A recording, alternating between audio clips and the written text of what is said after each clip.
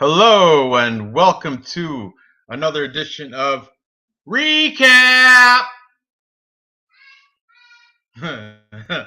It's a end of the week live stream where BC Dave and I will go over every fight on the card after watching the face-offs. Dave said he will tune in. He had to do something. I'm also behind. You know, it's messed up, guys. Last night I was supposed to do the main events and I did them. They're on the board. Turns out though, 30 minutes into a 40-second or 40-minute taping, 30 minutes in, my battery died right before I covered the main event. But anyway, that's right. Plus money, all the plus money junkies. This is a good card. I'm feeling very confident on a lot of these fights, but some of them I'm going to need support from the chat because I really don't know. I'm going to get right into it. I suppose Dave can just catch up because there's some shit that I want to go over that I really. The first fight tonight, I flipped 3 times back and forth. Because, all right, I'm going to open Tapology, get into this. Dave will, I'm going to text him, say, hurry up. Hurry up. Okay. So, let me open Tapology. Sorry, I'm a little unprepared tonight. My wife's out, so I'm watching my kids, and it's just hectic, a little hectic. All right.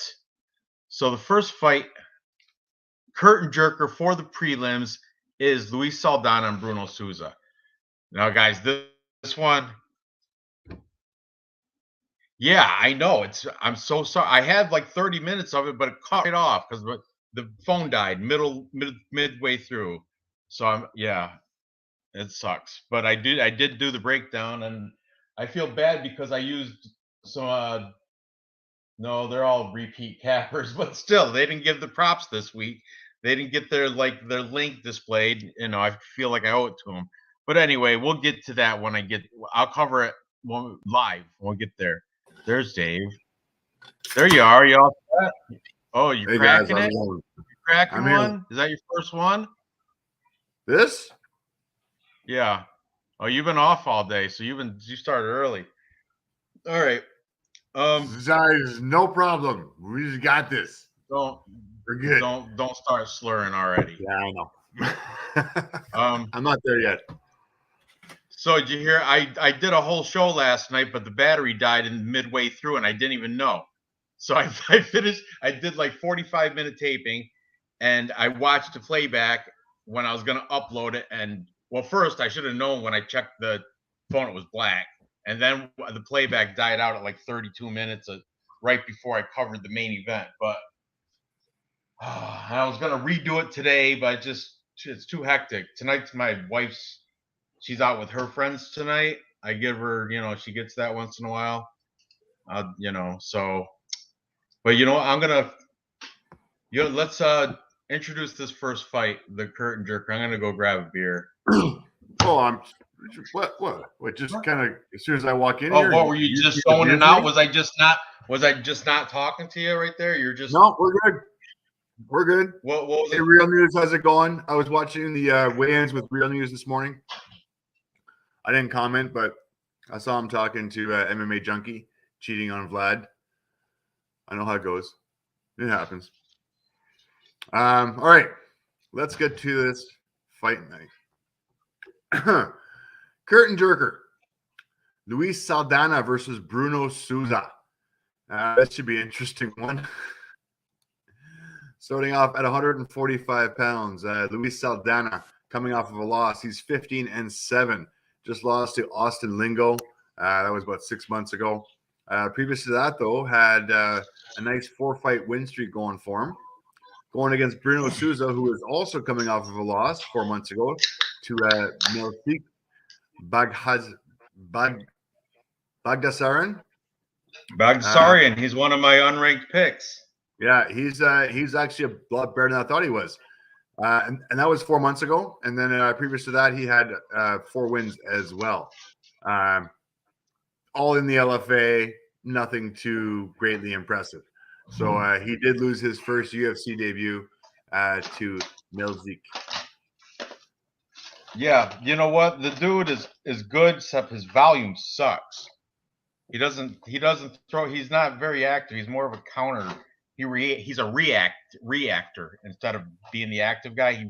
He reacts. It seems like because he got that karate style, the Machida style. Look, I'm drinking Canadian beer tonight. Good man. Eh?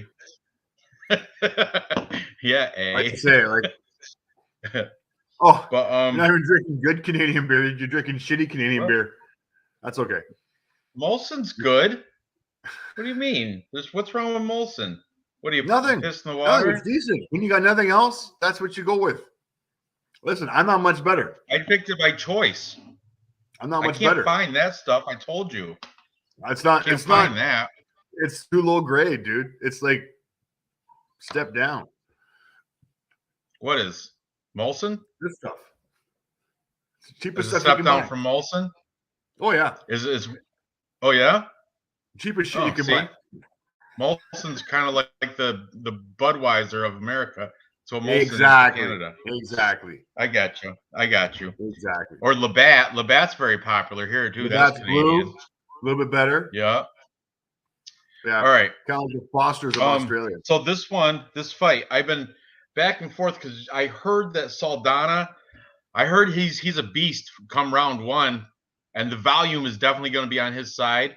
But I heard he peters out round two. He starts to slow down a lot. Like his gas tank, you can see gets deplenished in the first round. I know he went to he went and won a unanimous decision against Jordan Griffin, so he can go there. But I just heard that his gas tank is suspect.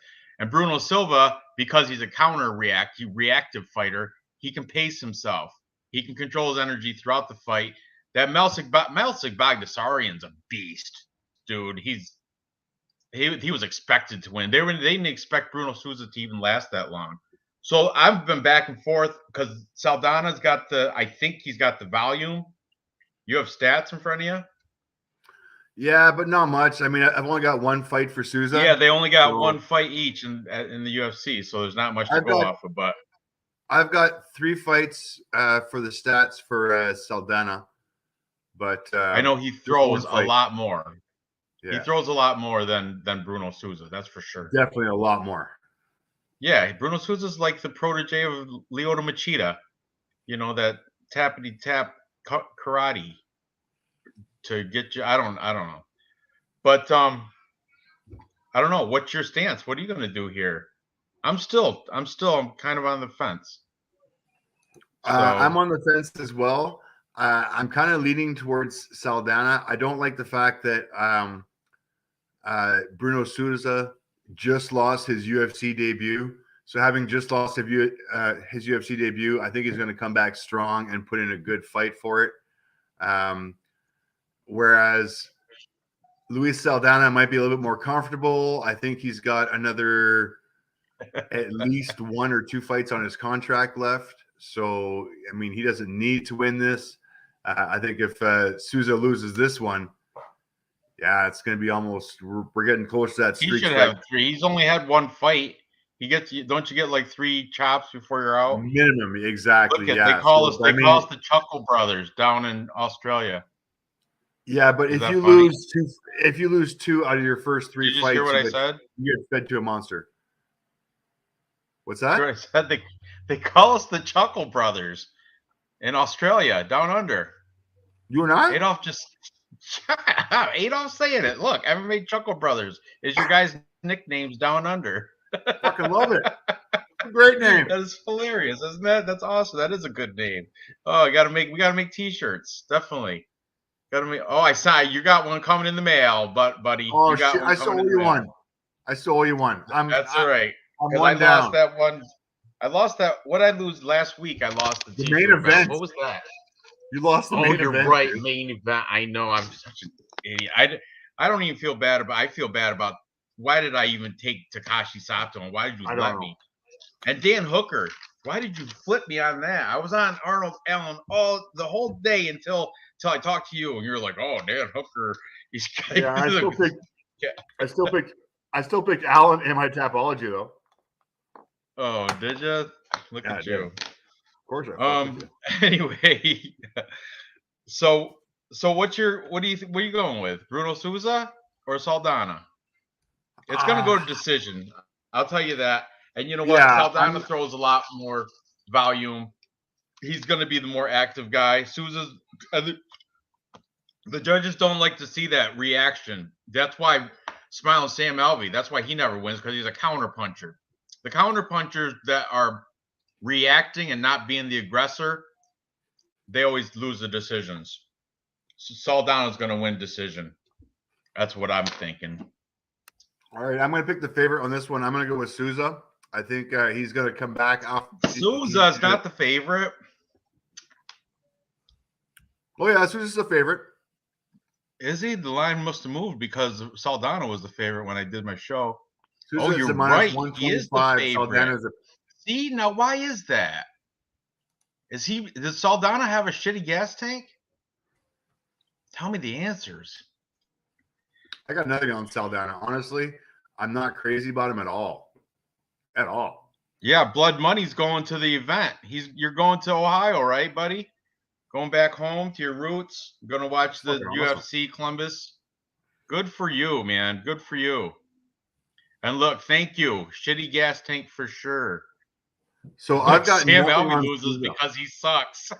Yeah, exactly. That's true. Good point. But I'm saying the counter strikers always, the judges would rather see the aggressor. They always, if it's a close fight, they're going to give it to the guy that's controlling the pace, the aggressor. Which Saldana, out of these two, Saldana's more aggressive. Bruno Souza, he thinks too long. He's too trying to be too Machida-esque. You know, everybody was kung fu fighting. Ding, ding, ding, ding, ding, ding, ding. You know. If you really want to break this down, Luis Saldana is 15-7. His loss to Austin Lingo. Before that, he beat Jordan Griffin, who was a can, 18-8. Vince Murdoch in the contender series, who was 12-3, who sucked. Before that, Carlos Wilstock, who I don't know in LFA. Ramiro Hernandez in LFA, who was 21-10. Before that, Will Shutt, who was 23-25. 23-25. Oh, 21-10. Look at this hot take. This is the hot take. I didn't watch the weigh-ins. I only saw the face-offs. I saw the face-offs, not the weigh-ins. It's too much to do. But I guess Nick Alexander's saying he looked like shit.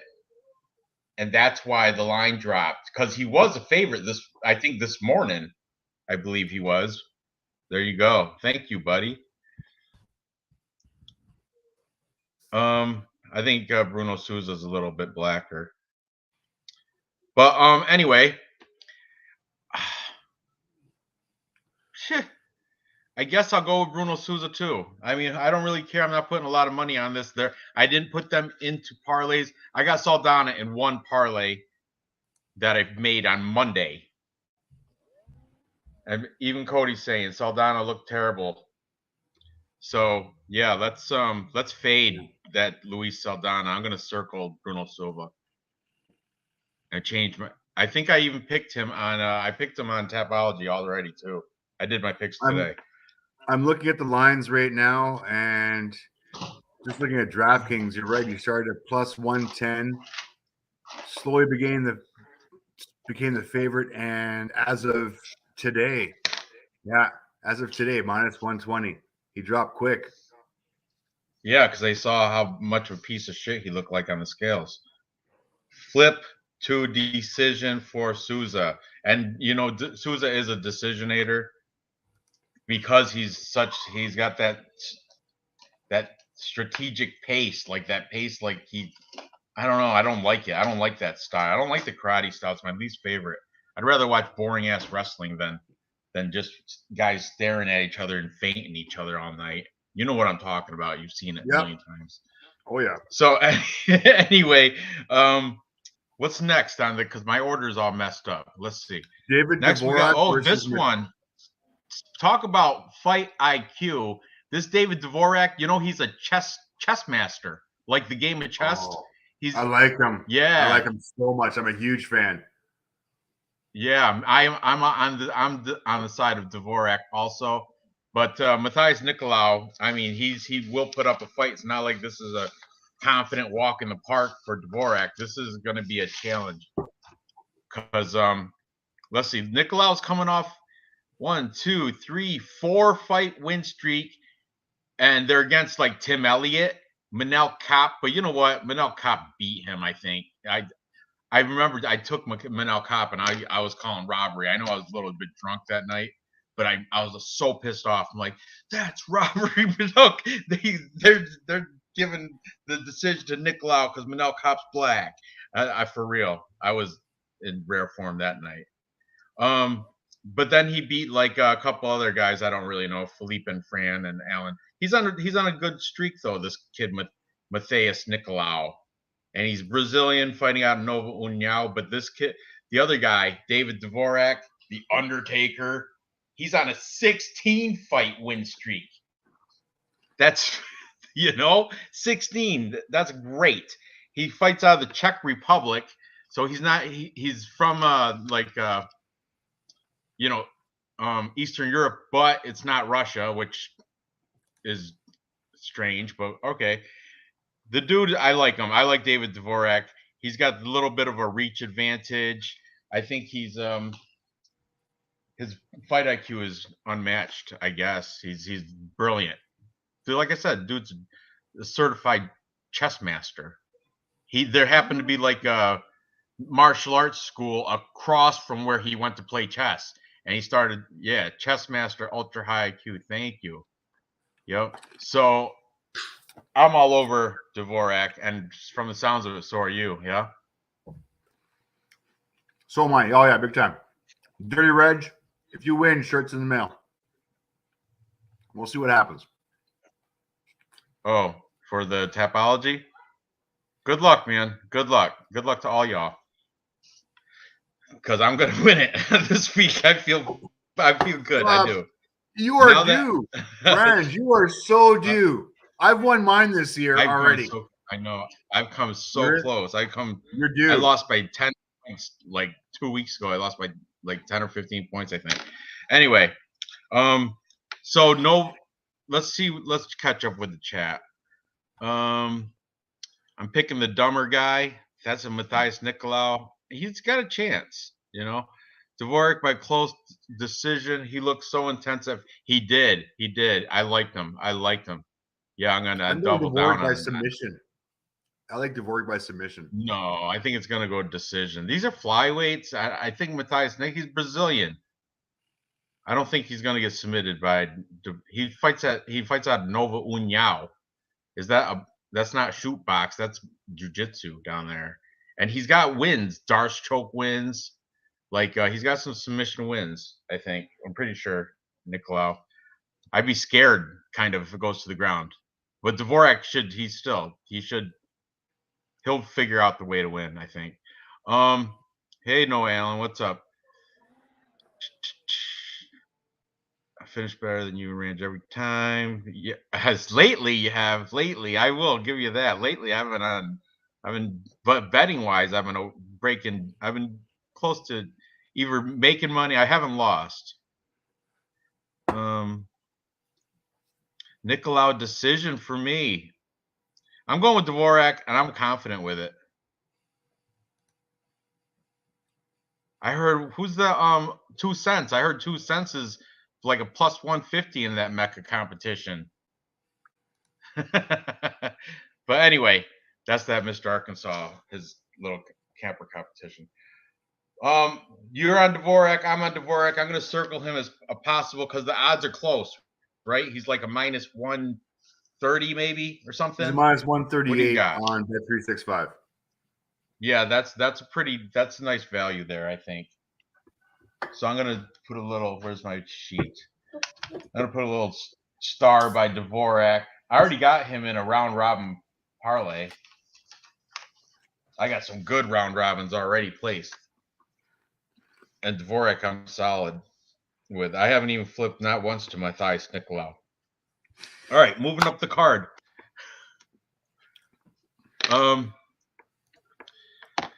So what's next, Dave? Jennifer Maia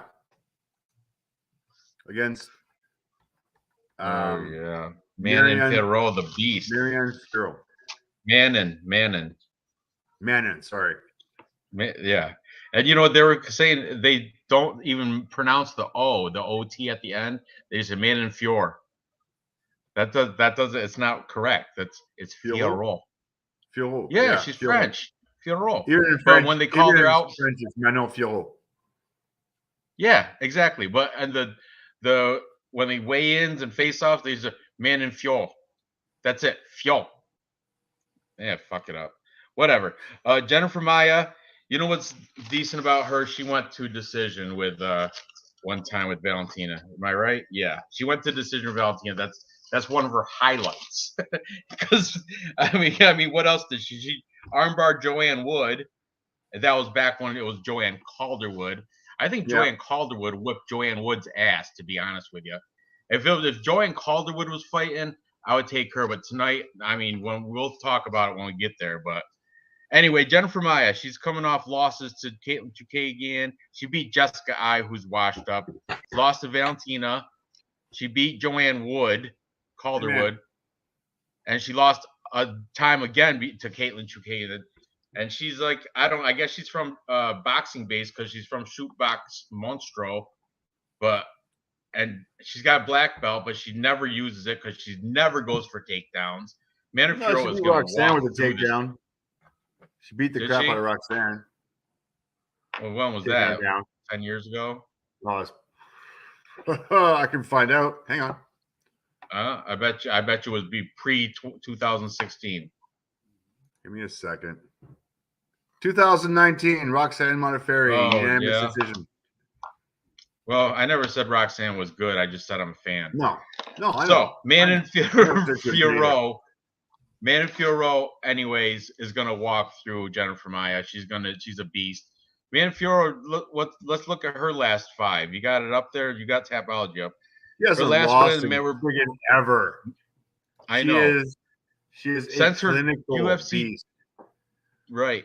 Her UFC debut, Victoria Leonardo, standing TKO, round 2. Then she fought Tabitha Ricci, standing TKO, round 2. Then she fought Mara Bueno Silva, who is very similar to Jennifer Maia in the fighting aspect, and got a unanimous decision over her. So Manon Fiorot that's why she's a ridiculous high odds on here. No value there. Not even for I would keep her out of parlays too because she's a minus, what is it, minus 4 something? Minus 450. Minus 450. Look, Blood Money's got her by decision. Oh, you're meeting up Johnny K tomorrow, huh? Let me catch up with the chat. Sorry. It's gonna be awesome. We'll get some picks for sure. That's good. If Manon don't get the finish, I'll be surprised. I'm with you. What's like Manon? Let me see. I'm gonna open up mine. See what Manon is within the distance, inside the distance, because she's minus 400 on my book. Manon she's definitely plus winning. 187 by TKO, DQ, or submission. Yeah, fighter wins with inside the distance plus 195 on Manon Fiorot. That might be a spot I'm gonna do right there because I do think she's gonna finish Jennifer Maia. I'm not impressed with Jennifer Maia. I'm doing it straight bet. This isn't even a scratch off. This is a well-educated bet. I'm gonna get my money on this one. +2, double your money right here. Plus 195. Yeah, I'll throw a unit on there. 20 to win 39. Place bet. Confirm. There you go. Manon Fiorot inside the distance. Double your money. I like it. So, she did win a round against Valentina, but I think Valentina let her. Valentina was like playing with her food that night. Just I don't know. She wasn't herself. Yeah, time. Manon by decision. Oh right. Who was that against? Nah. I forgot. I remember that though. Hang on, I'll be right back. Oh.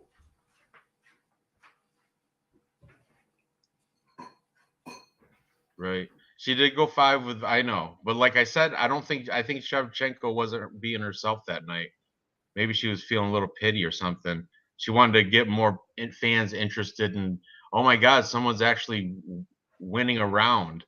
You know, the fans were starting to not want to watch Valentina just go in there and smear girls. That's why she made it look interesting. That's my honest opinion. I think that this right here with Shevchenko, she could have, I think she had the ability to do what she wanted, except for she gave that one round to her. But I don't know. It's up for debate, I guess. Oh, right. 2 cents. I just remembered that because I was listening to it on the way home today. 2 cents was doing a watch along during the weigh-ins and face-offs, and he said Manafuro was favoring her left leg, like limping at the weigh-ins. I only watched the face-offs where she looked like she was fine, but I guess during the weigh-ins she was babying her left leg, like favoring it. You know what I mean? Like there's a limp. I did hear that. Yep.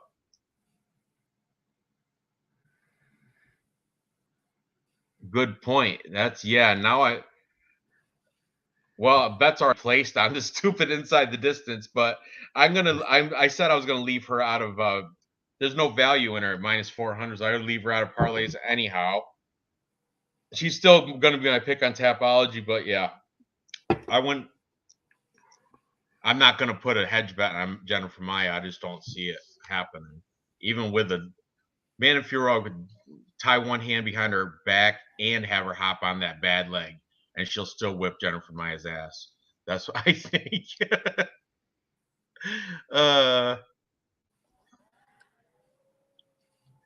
Yeah, it was 2 cents because I remember I wanted to chat, but I was driving, and it's bad enough that I'm listening and to the live stream as I'm driving home from the bar. Okay, Shevchenko's finished has 4 opponents. Nick Alexander has a win on Tapology, and you don't. So? I'm just saying congrats to Nick Alexander. He's a champ. Good job, Nick Alexander. You gotta to win on Tapology, and I don't. I got one. Nick Alexander and I are brothers. Cheers to all the Tapology winners. Take that.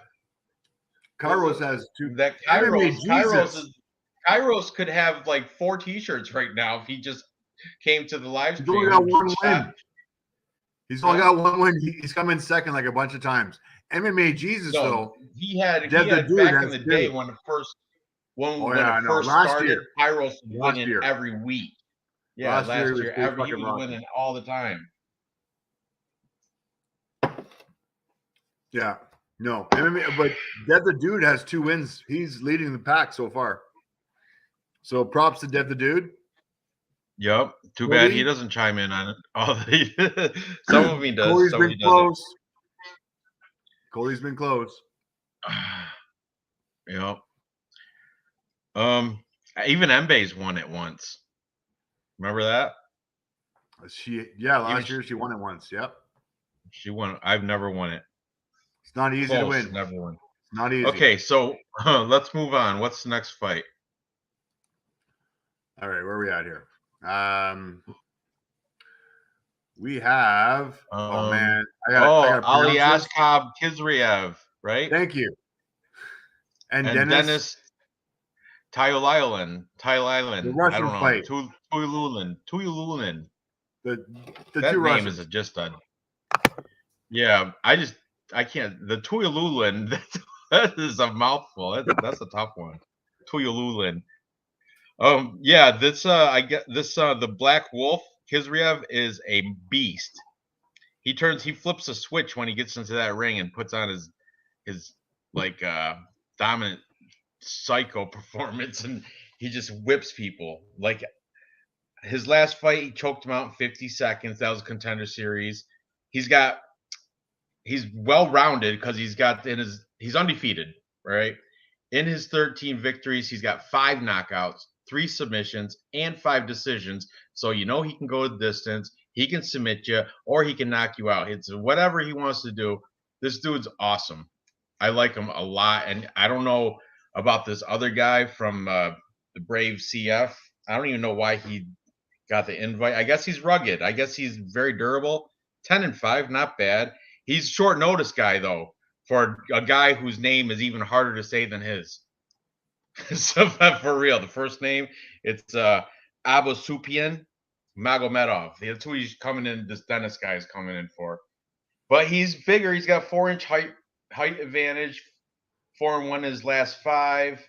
He's got a couple Kimuras. He's got a TKO round 1, all against like UAE Warriors type, those regional scenes over there. But I'm going with this Kizriev. He's a beast. I mean, there's no value again, but I'm going to take him to get it TKO. I think round 1 to make a quick night of this Dennis guy. I just don't know. I don't know anything about Tayulayulin. I mean, your research show up anything? Did you find anything about Dennis? Not much. He was an old UAE guy, and then Brave, and then before that, Brave CF. So I got no value on this. I'm all over Kizriev here. Definitely in my Tapology. I not much value in it as far as that goes, as far as putting money on him in a parlay. I mean, what is he?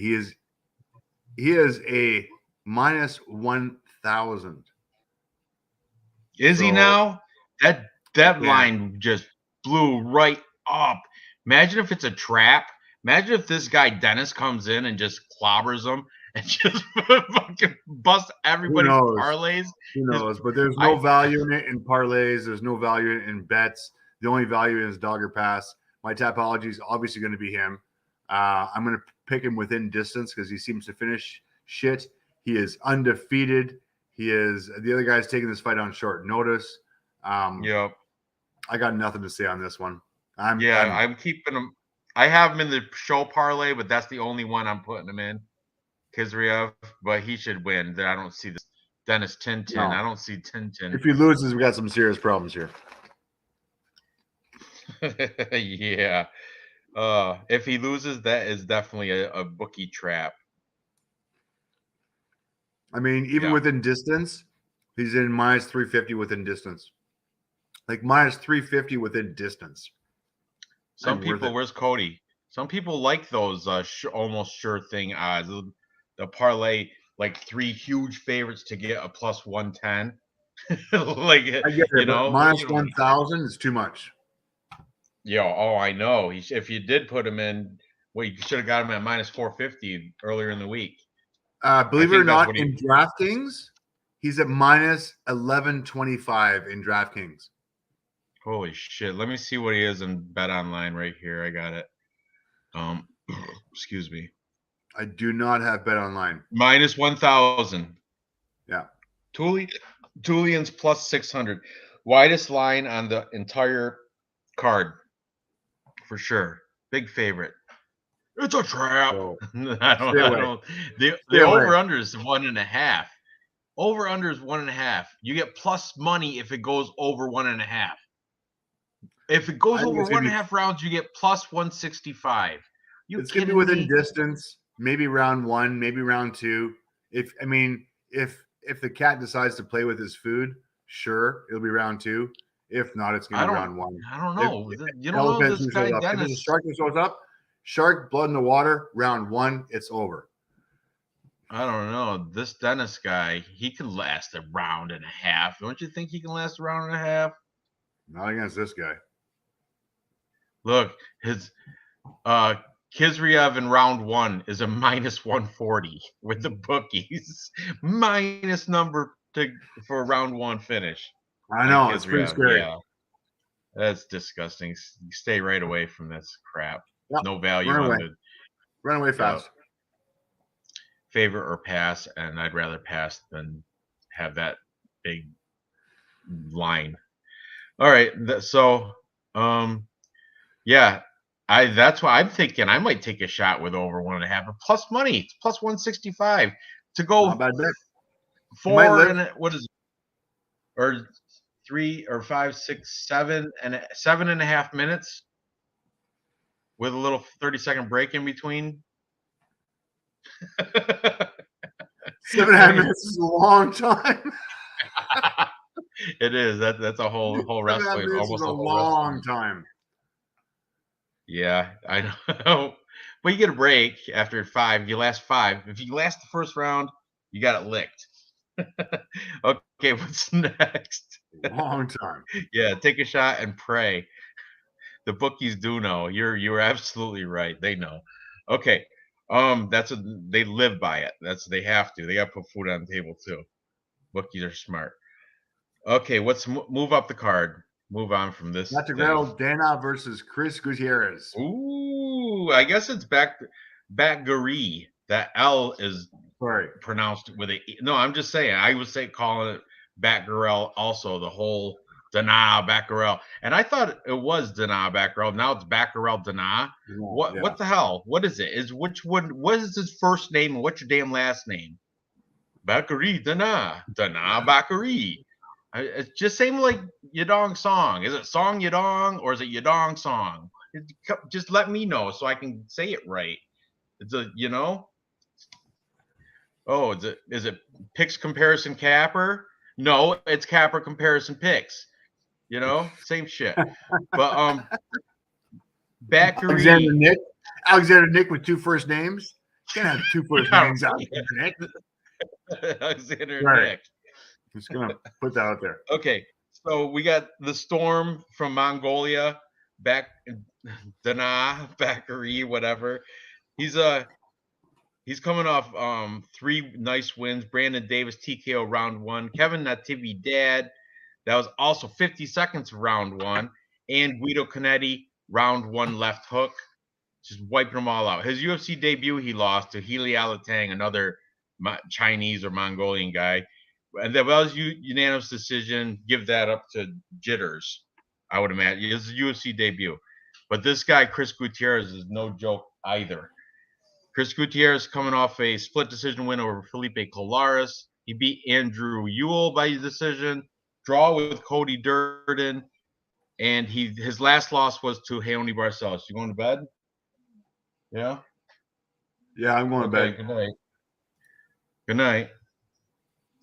So this is a very interesting fight. I did flip a couple times, but I'm now settled in, and I'm taking Batgarel here. I think he's gonna get a decision win. He's got this more like I don't know the stats in front of me as you do, but I think he's got better accuracy with his punches. I think he's gonna land more significant and powerful punches, jabs. Chris Gutierrez, I'm not taking anything from him. He's decent, El Guapo, but he's coming in short notice also for Montel Jackson, so that's got to play something. But I like Batgary here. I followed him on Instagram. I just got pictures of him hanging out with Holly Holm and his coach, Joe Cruz, sledding, doing fun shit. I don't know. I like this guy, and he seemed pretty serious in the face-offs. So, yeah. Which way you siding? I'm all over Batgirl Dana. I think he's going to do it within distance. I like his 12-2 record. I like his opponents too. Brandon Davis is a good guy, and he finished him. Kevin Natividad, also decent guy, finished him in round 1. His loss against Healy Alatang, not the worst loss, and previous to that was all cans, so we're not going to go for there. That was his UFC debut, so he's lost his UFC debut, and ever since his UFC debut, he's fucking come back strong. Chris Gutierrez, unfortunately, 13-3-2 record, and he's got fights against cans, Felipe Corrales was a split decision win, which was honestly a coin flip, which was a really boring, shitty ass fight. Kind of sucked. His win against Andre Ewell. Okay, Andre Ewell was 17-6 at the time. His draw against Cody Durden, not impressed. Vincent Morales. Now, That was didn't Cody Durden just look like a fool last week? Yeah, he did. He did. Point being, I mean, I don't like any of his wins. So I'm all over Batagrel Dana Batagrel, whatever you want to Batagrel, whatever you want to do it. Yeah, I'm going with him. Not only am I going with him, I'm going with him within distance, just because of his finishing record.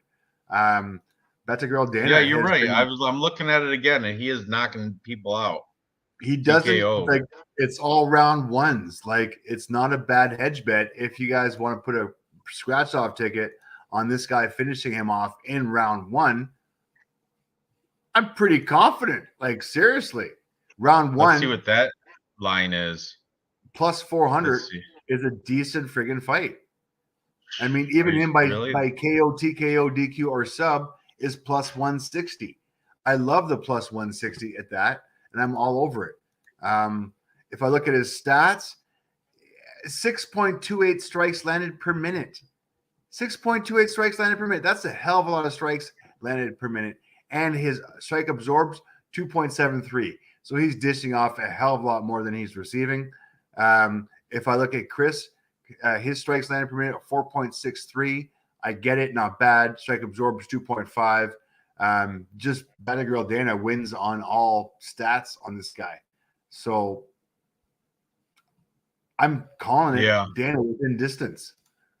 I'm not confident first round. I realize the records show that he should win first round. This is a step up in pedigree. So I will say within distance. I don't want to say first round. So plus money within distance. You're looking at plus 160 within distance. Yeah. Pretty decent. Plus 150 for Dana, the Mongolian. Yeah, I'm with you. I couldn't said it better. So let's move up the card. Okay, now or let me catch up with chat, and then we'll talk about the girls again. Sarah McMahon and Carol Rosa. Yeah. Okay. Are we betting Beckery by KO? Thank you. So yeah. Now we got Sarah McMahon and Carol Rosa. I don't know if I think the R is pronounced H. Rosa for the hose. Okay. So Sarah McMahon, she was a silver medalist in the Olympics for wrestling back in 2004. She is like the mama bear of female MMA. She's 41 years old. She's the wrestling coach over at Alpha Male for the girls. Coincidentally, she was training Corey McKenna on how to wrestle, but Corey McKenna forgot everything she knew when she was in her last fight against Elise Reed, obviously, last week in London, because Corey McKenna shit on like 3 parlays I had that if she won, I would have cashed big. But anyway, Sarah McMahon is like, her wrestling is top notch. She's probably got the best takedowns in all of, female UFC. But she's 41 and she gasses out round 2. If you look at her last 5, all her losses happen after round 1. Every time I see Luna, she gets bigger. She's a beast. Fucking huge. And most of the time she wins, it's because she wins in round 1 or wins round 1 on the scorecards. Sarah McMahon, though, that's all she's got is 1 round. After that, the younger Carol Rosa, 27 years old, will come alive and get the win. Now, Carol Rosa, interesting enough, she has a pretty even though she's 27, Sarah McMahon is 41, she has a more extensive professional record. She's got wins. She's on a 6-fight win streak. Listen to these names: Betch Carrera, Jocelyn Edwards, Vanessa Milo, Laura Procopio, All of them. That was her UFC debut. Was Procopio. All those girls, she went through, beat them by decision. Every single one of them. And she trains at Piranha Valley Tudo with other girls that you might know, Jessica Andrade and Marina Moraes, who she beat both of them back in the day. So this girl, Carol Hosa, is the real deal. She's legit. She's hot prospect coming up. I wish I took her on the unranked contenders contest. But I'll give Sarah McMahon round 1. That's it. After round 1, it's all Carol Hosa. I even got Carol Hosa finishing it in round 2 on a prop. So that's the way I'm leaning. You got anything to add to this? Rosa decision. So last. Yeah. I mean, yeah. Thank you, Dirty Reg. Oh my God, I'm agreeing with Dirty Reg. Damn it. Yeah, Rosa decision. I don't think she's gonna be able to finish her in the first round. I think McMahon's gonna be able to last. But 41 years old. I mean, I love her dearly. But 41 years old, and Rosa on the scales looked like a beast. Looked like a beast. So, yeah, Rosa decision. Moving on. Look at Sloppy Seconds is saying Farrell was fine. She wasn't limping or none of that shit. So I don't know what I heard from 2 cents in the car, but I did hear something like that. But that's good. That rest assured. But still, I can't put her in parlay at -400. So, but I will continue to take her. I was never coming off her anyway. Even if she had, like I said, tie a hand behind her back and have her hop on one leg, she'll still beat on Jennifer Maya. Okay, and this, yeah, Carol Hosa after round 2. So I would say maybe a decision, but I think she might even get Sarah McMahon out in round 2 or 3. Maybe like Sarah McMahon, she gives up. After round 1, she doesn't have the gas. She was Caitlin Vieira, arm triangle, round 2. Marion Renault, triangle choke, round 2. That's the gym I'm not teacher. prop betting girl fights. We're not prop betting girl fights. Don't do it. I am. I'm picking Carol Hosa by submission, round 2. I'm gonna see what that pays out right now. And then when it hits, I'll be like, "Told you, Dave," and you'll be like, "Oh, you're right again." I'm just fucking with Plus you. 850 in round 2. By Ooh, submission, boy, plus plus 240. money. I'm a junkie on it. I'm a plus money junkie. I'm addicted to that shit. I gotta do it. Okay, Carol Hosa, round 2. Get out of here by KO, TKO, or DQ. No, I don't know. I'm just gonna say round 2 because. Oh, okay, Carol Hosa in round 2. It's plus 650. Straight I got bet. plus 50. Yeah. What do you got? 850. That's good. Good for you. Not betting. Look, Carol Hosa round 3. There's a lock on there. I can't even bet that. Plus 1400. Is it on Bet Online? There's a big lock over it. You can't even choose it.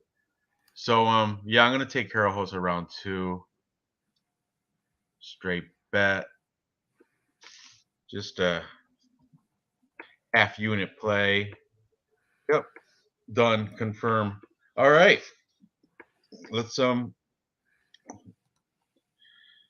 she's been subbed 3 out of the 4 last fights. She's washed. Thank you. Yeah. Thank you too, Gerald Lynch. Wrestlers do, you know why? Because a wrestling period is 3 minutes. You know what I mean? An MMA period is 5 minutes. So that's why there's after 3 minutes of giving your all, they have poor gas tank management, poor energy reserves. So let's move on. Where everybody's on the side of Carol Hosa. Sarah McMahon will win round 1. That's why you should maybe live bet it. After round 1, when McMahon, when Carol Hosa is plus money because she just got wiped up in round 1, that's when you throw the money on Carol Hosa because she'll be plus money and she'll win.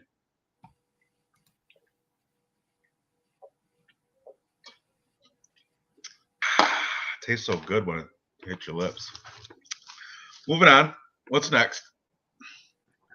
Neil Magny versus Max Griffin. Max Griffin looked violent. he looked good in the face-offs. I'm nervous, but Neil Magny's a whole level better, I think. I think so too. But dude, but I don't know. I'm kind of nervous after watching the face-offs. Griffin looked ready. He gave a big, like a caveman shout, like a big shout. He's plus 190. He's coming off 3 back-to-back wins against good, UFC caliber fighters. Beat Carlos Condit. I know he's old. Yeah. But before that, he beat Kenan Song. Not bad. He's elbowed Ramiz Brahimaj's ear right off his head. That's pretty good, I guess, But then before that, he took a couple losses, split decision to Cowboy Oliveira, and he lost to Great White Alex Morono, unanimous decision. But I'm just saying, I'm on the side of Neil Magny, but the Haitian sensation. But I'm telling you, Max Griffin, he has me nervous. I'm going to be sweating a little bit, I think. I got Neil Magny in a round robin parlay too with like 4 other people. So, and I'm invested. I'm invested in him for a pretty penny. So I'm hoping he wins. But man, Max Griffin did look good. Yeah, good point, Cody. Magny would kill Ramiz, Condit, and Kenan Song. You're right. Is it Song Kenan or Kenan Song? Alexander Nick, let us know. Alexander Nick. Also, I really like Magny for the W.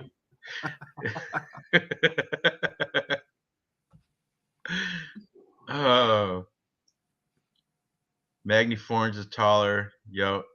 Yeah. The thing is, Magny, he'll tap him, but he doesn't have like a power. He'll definitely get the volume, but the power is just not there. Yes, correct. He's bigger and better everywhere. Yeah. Yeah. It's going to be Neil Magny. I'm just saying. All I'm saying is I don't want to play devil's advocate, but Max Griffin looked pretty good for weigh-ins and face-offs. And if I was like a fan and a supporter, I would feel confident. But I'm not a fan, and I think Neil Magny is going to probably beat him by decision. He's not going to knock him out. I don't think he's got the power to. He's going to outstrike him, outpoint. If it was about looking good, I would win Tapology every week. I think Mbe got you beat.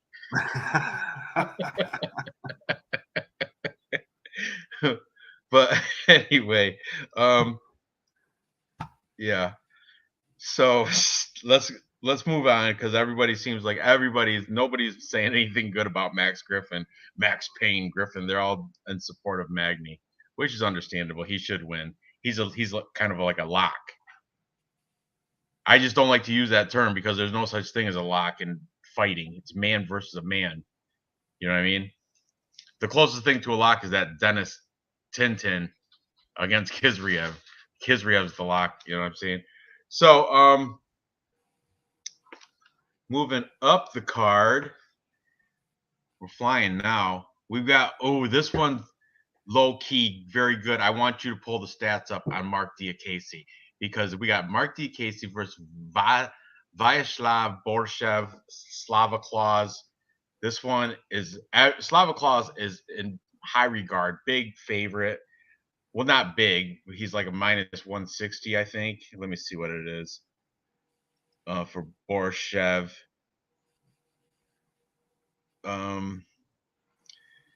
Minus 141. Oh, all right. So money did come in. A little bit of money did come in on Mark Diakase because Borshev was like a minus 160 back when I covered the fight on Capra Compares Picks. Slava Claus is coming off a nice UFC debut win over Dakota Harry Bush, liver shot round 1, and before that he had the Contender Series win over Chris Duncan, left hook round 2. But the dude is great. He's a striking coach over at Alpha Male. Look, Alpha Male's whole coaching staff is fighting this card. Weird, right? Like Sarah McMahon, wrestling coach for the females. Slava Claus is the striking coach over Alpha Male. He is a master of sport, I think, I want to say kickboxing or combat sports or some shit like that over in Russia. He does have mad kickboxing fights in his past. He teaches government officials self-defense and hand-to-hand combat, I guess. He like trains government officials and kids or some shit. I heard he's a lawyer. The dude's like he's everything. He's all, Slava claws. He can do it all. He's single-handedly raiding Ukraine. No, I'm just playing. He has nothing to do with that. But anyway, the dude is super well-rounded. He's good, and he can strike superior. But Mark Diakiese, I didn't look at the stats, but I heard is better on paper. In the stat, like more significant strikes, more accuracy, better takedown defense, more takedowns attempted, 4-inch reach advantage, 1 year younger, and the experience is way surpasses Slava Claus. Slava Claus fight Dakota Bush, where Mark Diakiese, even though he's lost, he has good wins too. He lost to Rafael Fiziev, another Tiger Muay Thai coach. He lost to Rafael Alves. He beat Lando Groovy Venata. That's a good win. He beat Joe Duffy. That's a UFC guy. He lost to Nasrat Haqparast. But he fights out of American Top Team. He's from England. And I guess his stats are pretty good. You have his stats there, Dave? Let's fire it up. Mark Diakiese, strikes landed per minute, 3.06 against Vyacheslav. 6.16. Really? I want to say it again. 3.06 against 6.16. Yeah, he's got that just the one fight, though. Dakota Two Bush, fights. right? In 2 fights. Oh, okay. They're using Contender Series as well? Yeah. Now, strike absorbs per minute, 2.80 for Mark, 5.08 for Borishev. He's taking a lot of strikes per minute. He's eating a lot too. Now, and this is the stat which I think is going to make the difference here. Mark Diakiese, takedown average per 15 minutes, 2.13 against Borishev's 0.00. Not good. Now, takedown defense for Borishev is only at 33%. So if this goes down to the ground, Mark's going to have a significant advantage here because I don't think VSF has been on the ground ever. That's where he outstats Slava Claus. Yeah, huge. So what was the takedowns again? What'd you say for takedown average 2.13 to 0%. Now he only has a 35% takedown accuracy, but Borishev has a 0% takedown accuracy.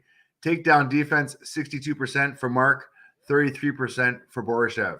So I mean, if this does go to the ground, I think Mark's going to have an advantage in the takedown. I do think the 4-inch reach advantage is going to lean to Mark as well. So I see it standing and on the ground. Despite what the stats say, I get it. The stats got him at 6.16 strikes landed per minute, but that was against Bush and Duncan. This is a different scale. Mark is on a different level. I don't see that happening. If Mark wants to take him down and he does take him down, that's going to be, judges are going to look at that, and judges are really going to lean that way. I don't know if this fight's going to finish within distance. Right here, this is that. You know what? Harry Bush is not very good, and you know what? Harry Bush had me sweating. I took the hype. I took Slava Claus, and I'm glad he won by liver shot. But Dakota Bush did take him down, I think, in that last fight. I want to say he took him down like maybe twice. Noah Allen. See, Bush is awful and gave him a fight. Yeah. So I'm comfortable betting Mark on this one, despite the odds. Yeah, I did a little hedge bet, but I'm picking Slava Claus. I picked him on Tapology, but I did I put him on top of a parlay, and then I hedged it with just a small bet on Diakiese because Diakiese's got the wrestling. I've got Mark in my Tapology bet comfortable. Comfortable. Oh, really? Yep. You want a T-shirt about it? It's close No. odds. Nope. So I haven't bought yours yet. I need to get. I need to buy you one. It's all right. You can. I'm so down with. Yeah, there's a ton of people. It was a full capper consensus, by the way. The Slava. Everybody picked them. Everybody. Nobody picked Diakase. Not a soul. So full capper consensus. Nobody's up Dave. And you're not. There's other cappers that I didn't put on this show that also picked them. I think I want to say maybe Wheezy and DFS by numbers might have picked Diakase. Can't remember exactly. I'm gonna have to go get another beer. Diakase going Bellator, boy.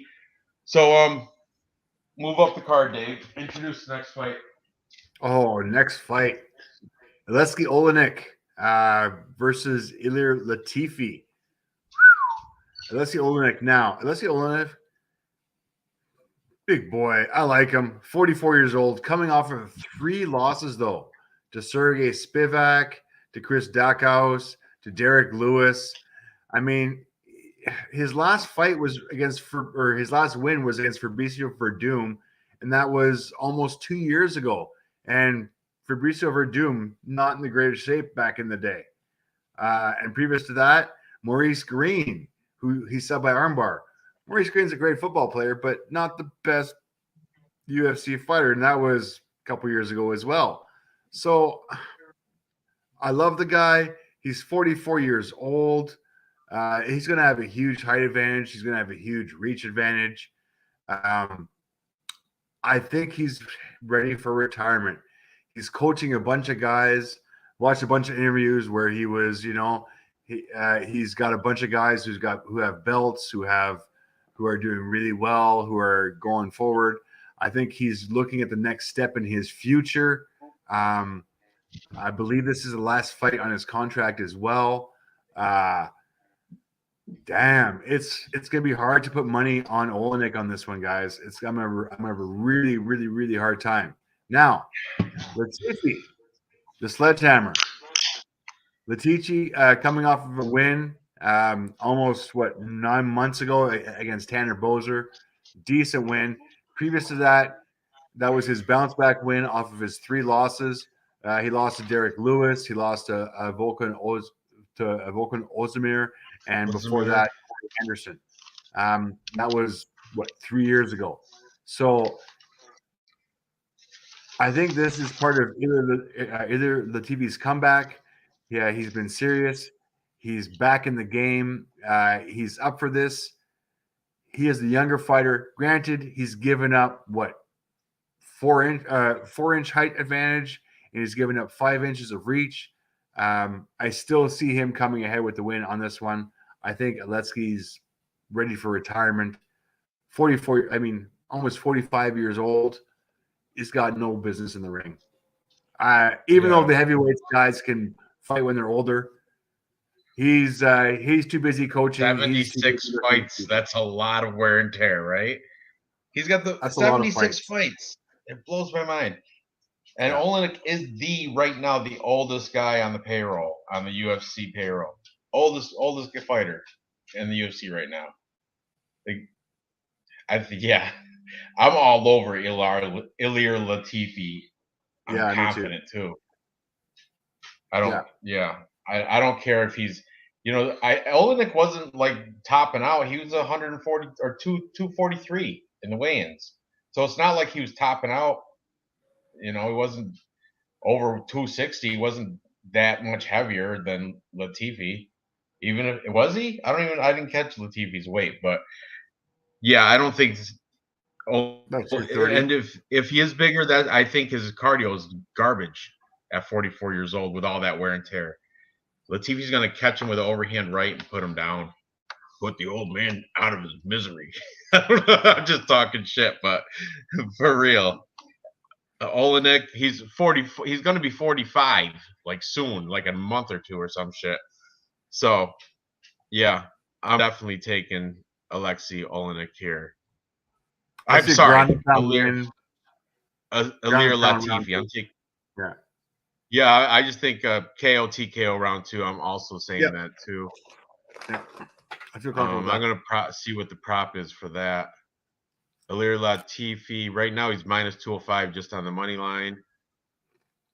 And if you take Latifi round 2 KO TKO DQ plus 650. It's a popular number tonight. Plus 650.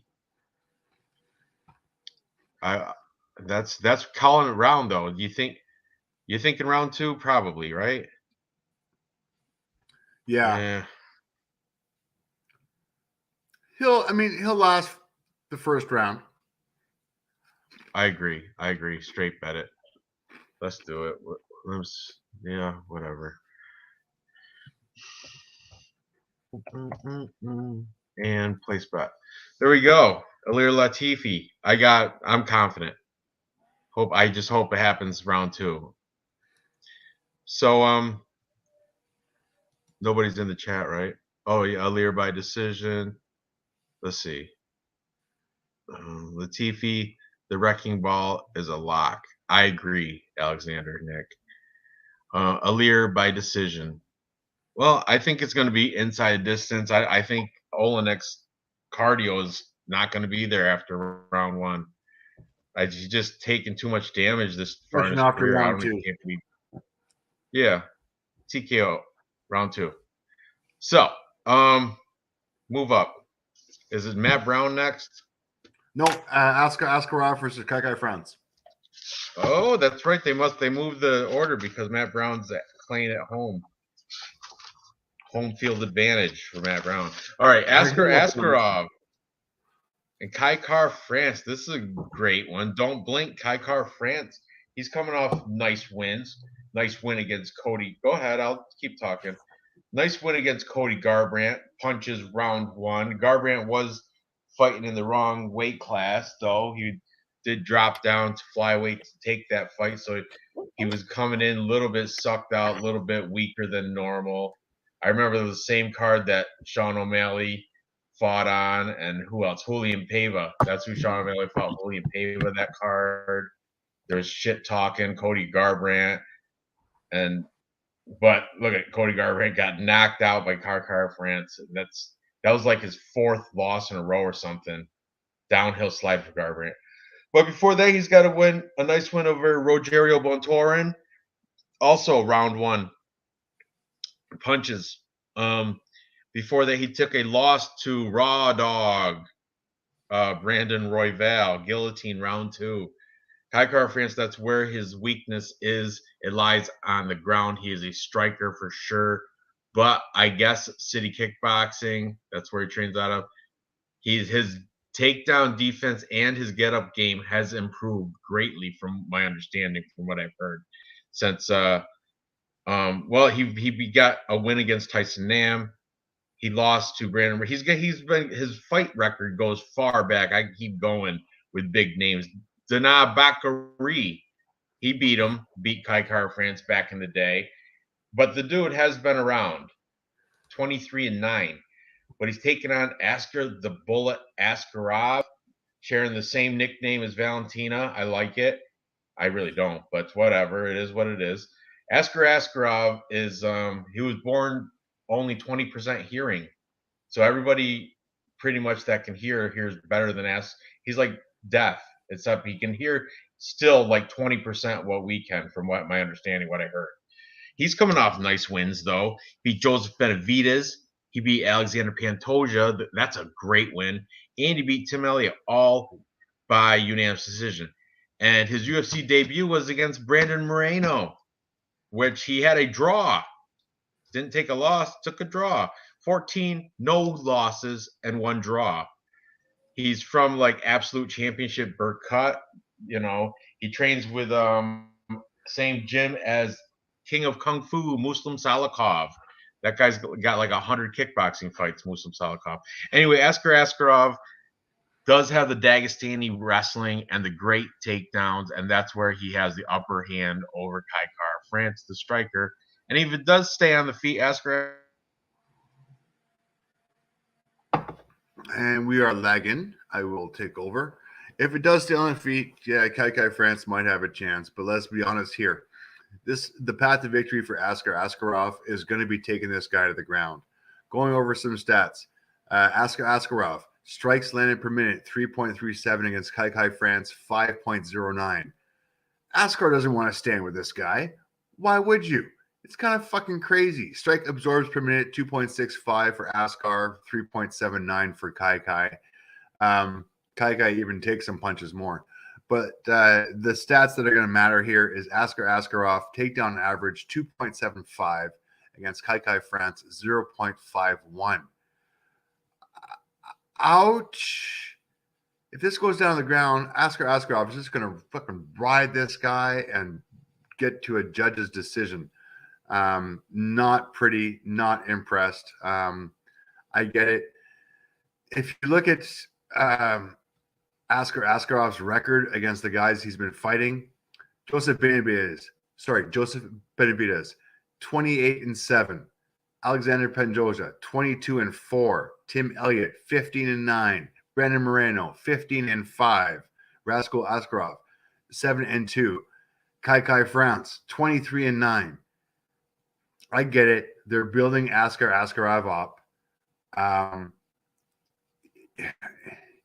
He bites harder than he looks because of his ground game, his ground dominance. He does have that Russian wrestling behind him.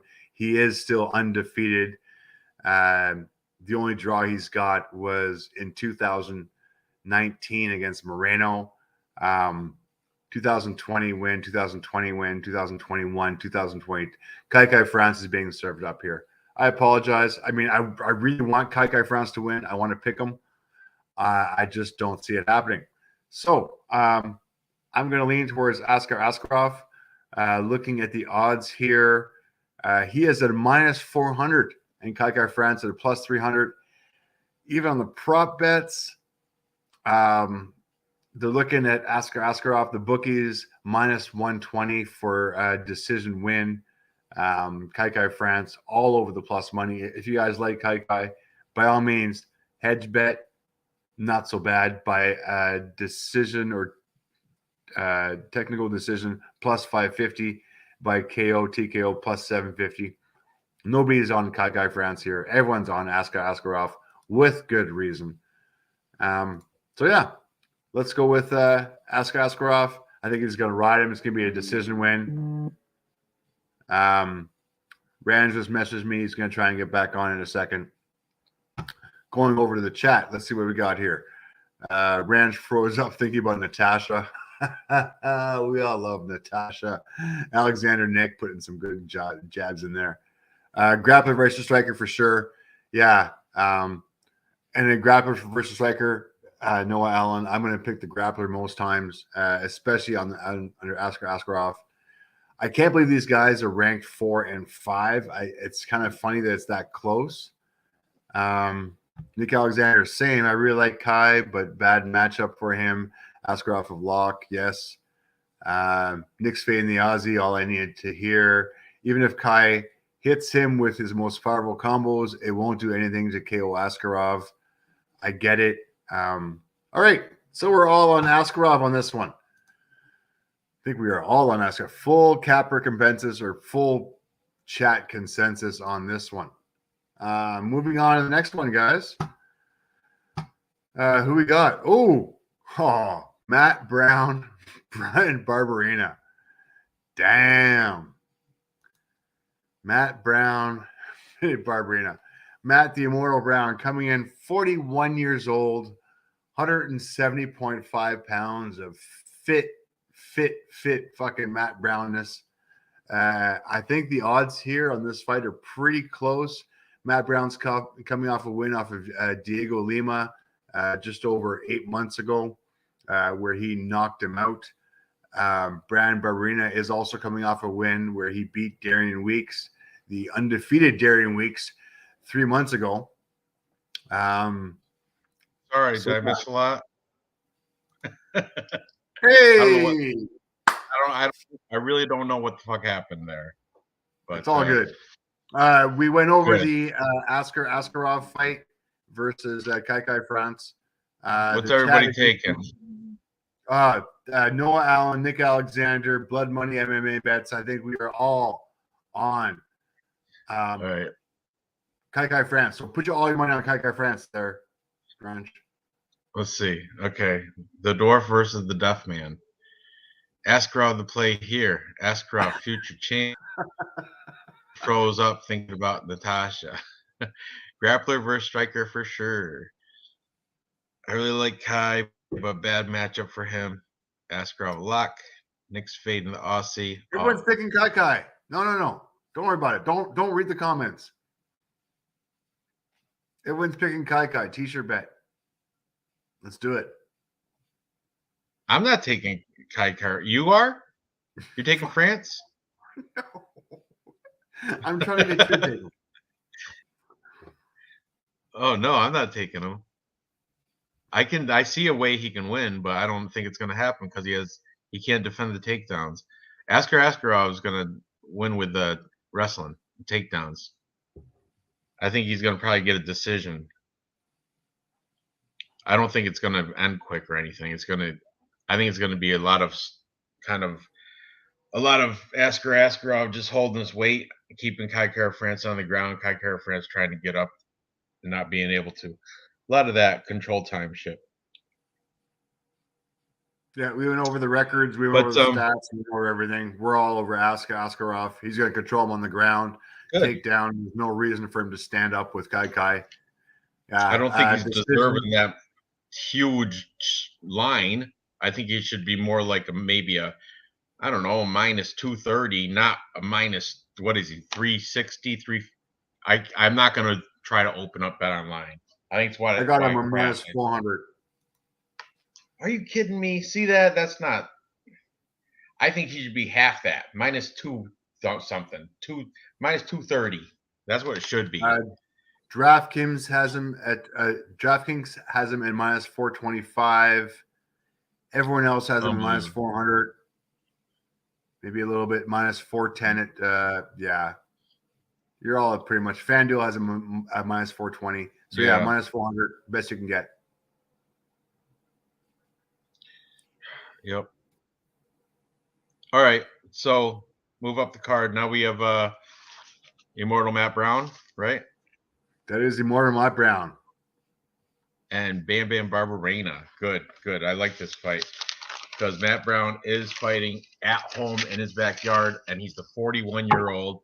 The only old person I'm taking on the entire card is Matt Brown. Yep. Nothing. I like Bam Bam Brian Barberena coming out of Jim O. I like Jim O down in South Carolina or North Carolina. North Carolina has like Joe Selecki's out of there and a couple other good guys. But what I found out watching Cappers this week, Matt Brown's a BJJ brown belt. Brian Barberena, a BJJ blue belt. That is not a blue belt. Is one notch above white. So Matt Brown, and Matt Brown's got that stand-in elbow knockout, and it's so impressive. And I preached about that during my show. He's got 4-inch reach advantage at home, coming off a win against Diego Lima, which is a pretty good win. I got Matt Brown here. I think it's last time I checked, those even coin flip odds said same, minus 110 both ways. And stand by. I gotta scroll. Yeah, minus 110 both ways. Yep. And I will say, after watching the weigh-ins, Barberena did not look good on the scale. He looked okay. He looked soft. I know Brown's coming in hard. Oh, hometown. Plus, he'll have the hometown support. The crowd support. Look how good it did for the people in London. All the London, except for what's his name, the fight Ilya, the Black Country Banger, that guy, Jai Herbert. Except for Jai Herbert, everybody else had even Mike Grundy and Corey McKenna still had back and support, even though they lost. That was just poor fight IQ on both fights. Mike Grundy cost me a lot too. I had him in like a bunch of parlays. Unreal, that guy. Anyway, That's all. That's in the past. Stop bringing up old shit, Ranj. Okay. Yeah, There you go. Thank you, Alexander Nick. UFC chose this matchup for a big Immortal win in front of the home crowd right before the little bit of a break. I like it, and I'm with you. I think we're all on the same page here. Yes. Yep.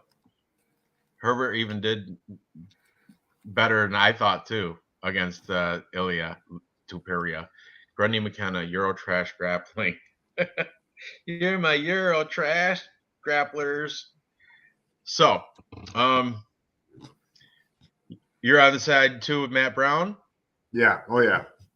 Definitely. Yeah, good. I think it's a value there at -110. I put him in quite a few parlays. I got one big parlay bigger than all the rest, like I round robin, and he's one of my in that one because his odds are so nice, and I'm confident with that pick over Brian Barberena. I'm not taking anything from Bam Bam Barberena, but he got beat by Jason Witt, who I've usually fade Jason Witt. He got knocked out by Randy Brown and Vicente Luque back when Vicente Luque was just still a wrestler. You know what I mean? So I don't. I know Matt Brown's had his share of losses too. He lost to like Chocolate Thunder, Miguel Baez. He lost to Carlos Condit. Sure. He's got 18 losses, double digit, but not in front of his home crowd. He doesn't. And maybe after this he'll decide to, maybe he's a little too old, but he's going to go out with a bang in front of his home crowd, just like what's his name just said right here. Big Immortal win in front of the home crowd. I agree with you 100%. Nice advantage Barberena has in this fight. Oh, okay. Interesting. Wonder what that is. Is it the spiked mohawk haircut? That it was sharp. It was a sharp mohawk. But I don't know. Dirty Reg is saying he saw something he learned something. He learned something about Barberena. Big advantage. He'll gloat about it come Saturday. We'll see. Okay. So we got moving up the card. We're on the co-main event, right? I guess so. Kinda. It's not. It shouldn't be. I think Askarov should be the co-main event, not Joanne Wood. It should be better than this one. Absolutely, but still, we'll cover it anyway. Joanne Wood is taking on Alexa Grasso. Beauty contest. I think it's pretty close, but I like older looking women like JoJo Wood. But as I was talking to Dave earlier, I think Joanne Calderwood would whip JoJo Wood's ass. Joanne Calderwood would kick the shit out of Joanne Wood. Yeah, she's not the same person since she got that ring around her finger. She is not the same fighter. She's coming off 2 back-to-back losses. Taylor Santos, rear naked choked her. Lauren Murphy, which is good, and it was a split decision. It could have went either way. Lauren Murphy is kind of almost in the same. I don't know. She's like that high-ranking kind of veteran gatekeeper status. You know what I mean? Just to crack into the top 5 of the females, she's like right there. She lost to Jennifer Maia, armbar. I mentioned that earlier. She has wins over Jessica I in her last 5. Jessica I, unanimous decision. Jessica I is not anything great anymore. Used to be at one time. And she beat Andrea KGB Lee back before Lee was on her resurgence in her career, which she is now. I think right now, Andrea Lee would beat the shit out of Joanne Wood. Joanne Calder would beat Andrea Lee, not Joanne Wood. So she married John Wood, Syndicate MMA coach. I think that was a bad move professionally, but I also think she's 36. I think she might be kind of looking to the exit, looking to her way out of the, maybe she can be like a assistant coach, get under payroll over at Syndicate MMA with her husband, John. Maybe I think her fighting days are coming to an end. I think she sees that. I don't, that's why, but Alexa Grasso, on the other hand, she's just coming out. She's 28. She's still just entering her prime. You know what I mean? Coming off wins over Macy Barber and Ji Young Kim, both good wins. She lost to Carla Esparza, who beats everybody, and she beat the Carolina Kowalkiewicz, the Polish girl. So Alexa Grasso out of Lobo Gym, Mexico, with Irene Aldana trains out of there. Irene Aldana's fighting Aspen Ladd next event, April 9th. Alexa Grasso should be able to box up Joanne Wood and out cardio her, beat her pretty much anywhere where it goes. I'm not saying Joanne Wood is trash. I just think her best days are behind her. Alexa Grasso's best days are ahead of her. It's it's written in plain sight. Alexa Grasso should win this. I don't know anybody on the side of Joanne Wood. Yep. So what do you got? You have anything to add to this? I think if Joanne Wood was going to win, she would have been on last week's card. I don't get it. I like Joanne. She interviews great. She has a great accent. I just don't see it happening. I'm all over Grasso on this one as well. I'm kind of surprised on the ranking for Joanne Wood as to why she's ranked number 7 flyweight. Yeah, Oliver Grasso. Unfortunately, I'm not going to go. How often do they update? Do they update them every event? The rankings? They should update them regularly, but they don't. I mean, it's really not. And I don't get it. I don't know why she. I mean, what are we looking at for the odds here on this fight? She's plus Joanne 200. Wood plus 200. Alexa Grasso minus 250. Jeez, minus 250. That's even getting close to the. I don't want to parlay that shit because the odds are so high. Yeah, that moved right in the wrong direction big time. Opened up at minus 220 for Alexa Grasso. Now it's at minus 250. That's disgusting. That's all the money coming in on her because people are seeing the bags under Joanne Wood's eyes. She's going in there like an old lady trying to look cute with her hair and pigtails. You know that you can pull that shit off. You're 28. You can't pull that shit off at 36 anymore, Joanne Wood.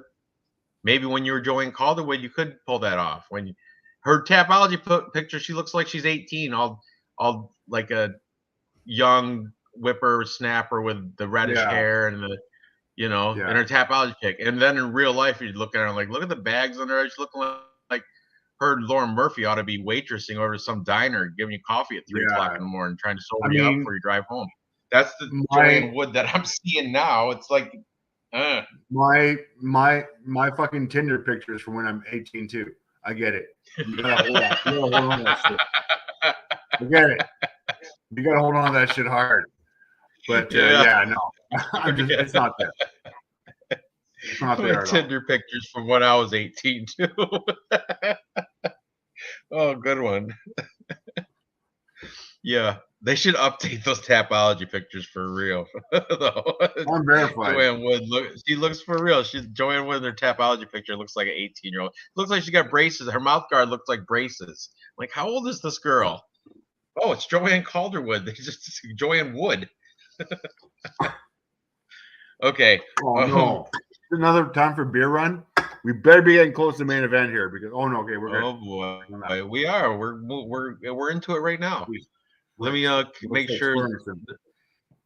Yeah, Calderwood, Wood, for sure. Have the least amount of confidence in Grasso. I do think she wins, though. I'm confident in her. She's an athlete. She looked professional at the face-offs. No messing around. She's intense. She's fucking Mexican too. She's Mexican. Yeah, durable. Fucking all over that shit. Come on. Definitely. Dave loves the Mexican fighters. His favorite fighter is Brian Ortega. That's right. Adelaide. So hot and sexy. If you were a gay guy, you'd be lucky to score Ortega. The name Calder is thought to come from early Common Britannic, meaning hard or violent water. No wonder she's no good now. She lost the Calder violence. Interesting, good point. Little info. Gather the info. Right there's a little info for you. I learned something today. Going a little deep, sweet, but whatever. Yeah. Alexander Nick. It is Coming up with the fucking stats from. Yeah, Alexander Nick. That's stuck now. We're the what do we call the Chuckle Brothers or something? That's funny.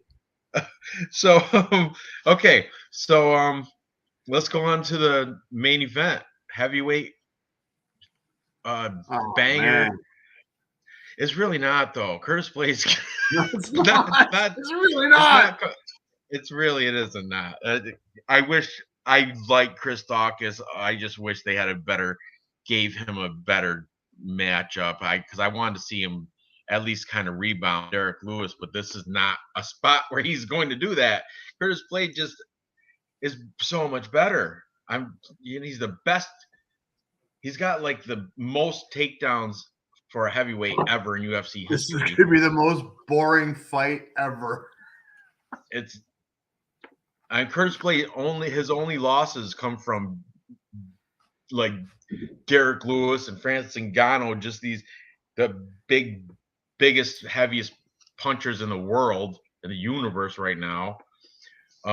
Curtis Blades was like 44-0 as a heavyweight high school wrestling, Illinois high school wrestling champ, undefeated his senior year. He had 121 takedowns as a high school wrestler that broke state records.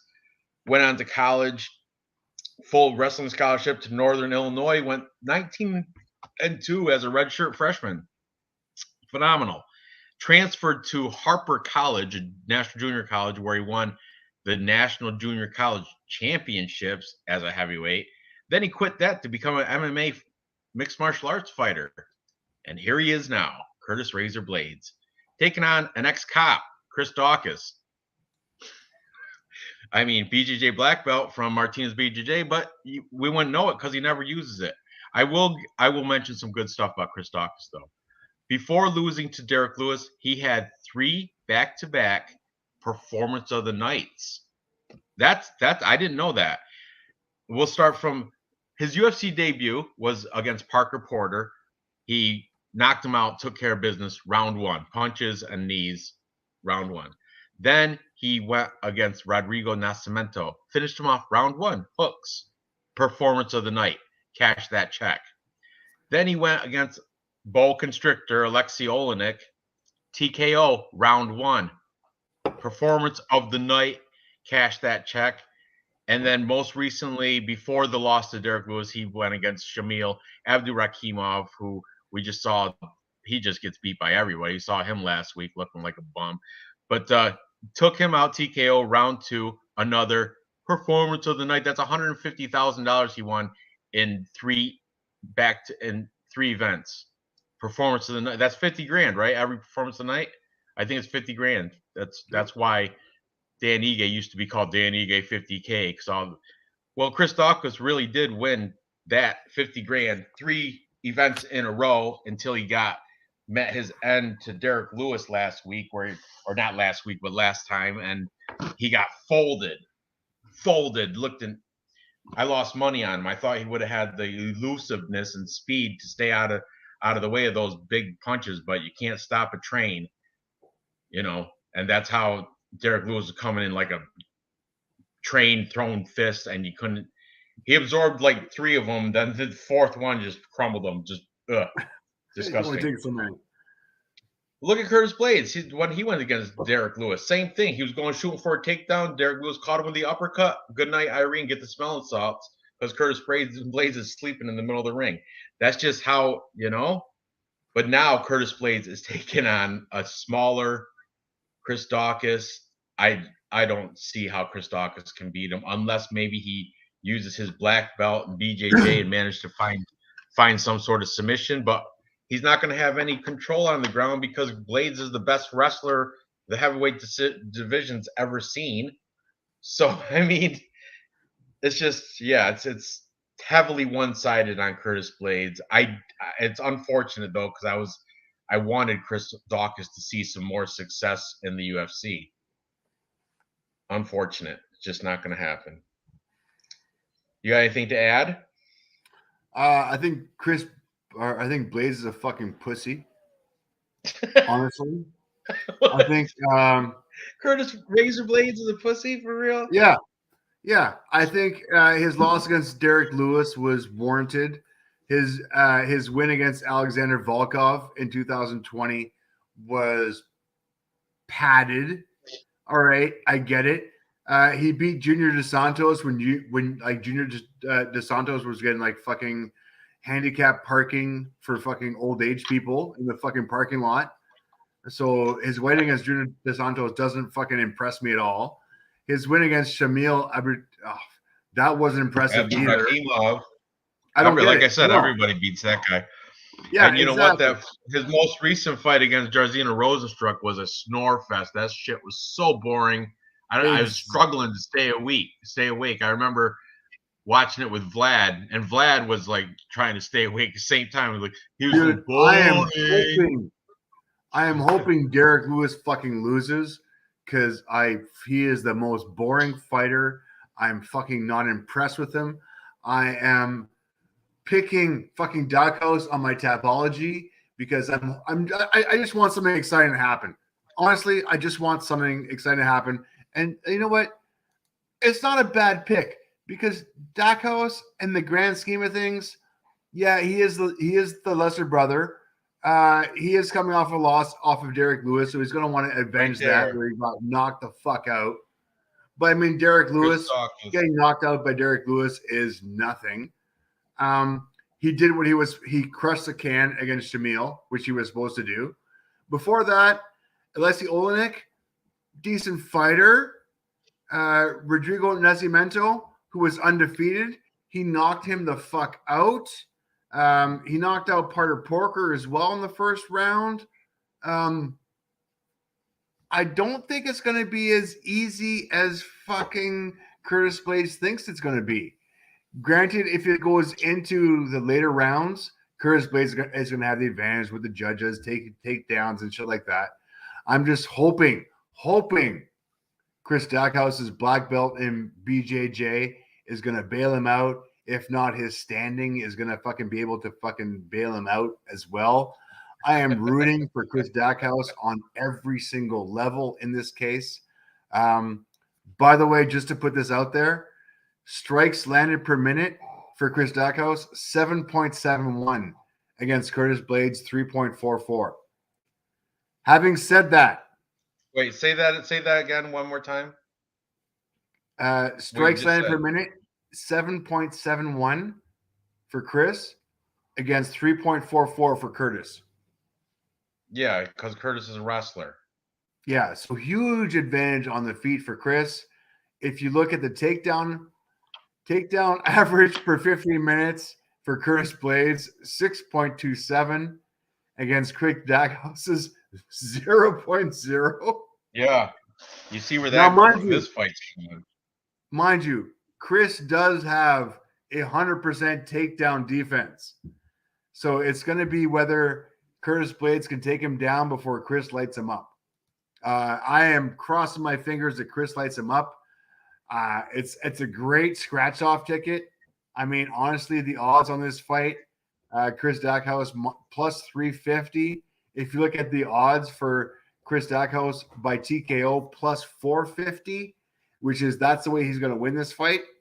I like it. I'm liking my scratch-off ticket, Chris Dackhouse plus 450 by KO. Are you picking him in Tapology? Yes. I am crazy. not picking the fucking favorite. I am picking Dackhouse. I think with his black belt in BJJ, his stand-up advantage, his takedown defense, Razor Blades has not impressed me in the last 5 fights in any way, shape, or form. I'm hoping Dackhouse knocks him the fuck out. Well, there's something though. You're not alone. You're not alone on it. Luke from Perfect Parlay Pursuit, he also thinks Doghouse is going to win. I don't see it happening. I'm all over Curtis Blades. I'm confident with it. Too bad the line is too chalky to bet. Otherwise, I might even take him. I think he's going to get a decision though. Chris Dawkins, he's going to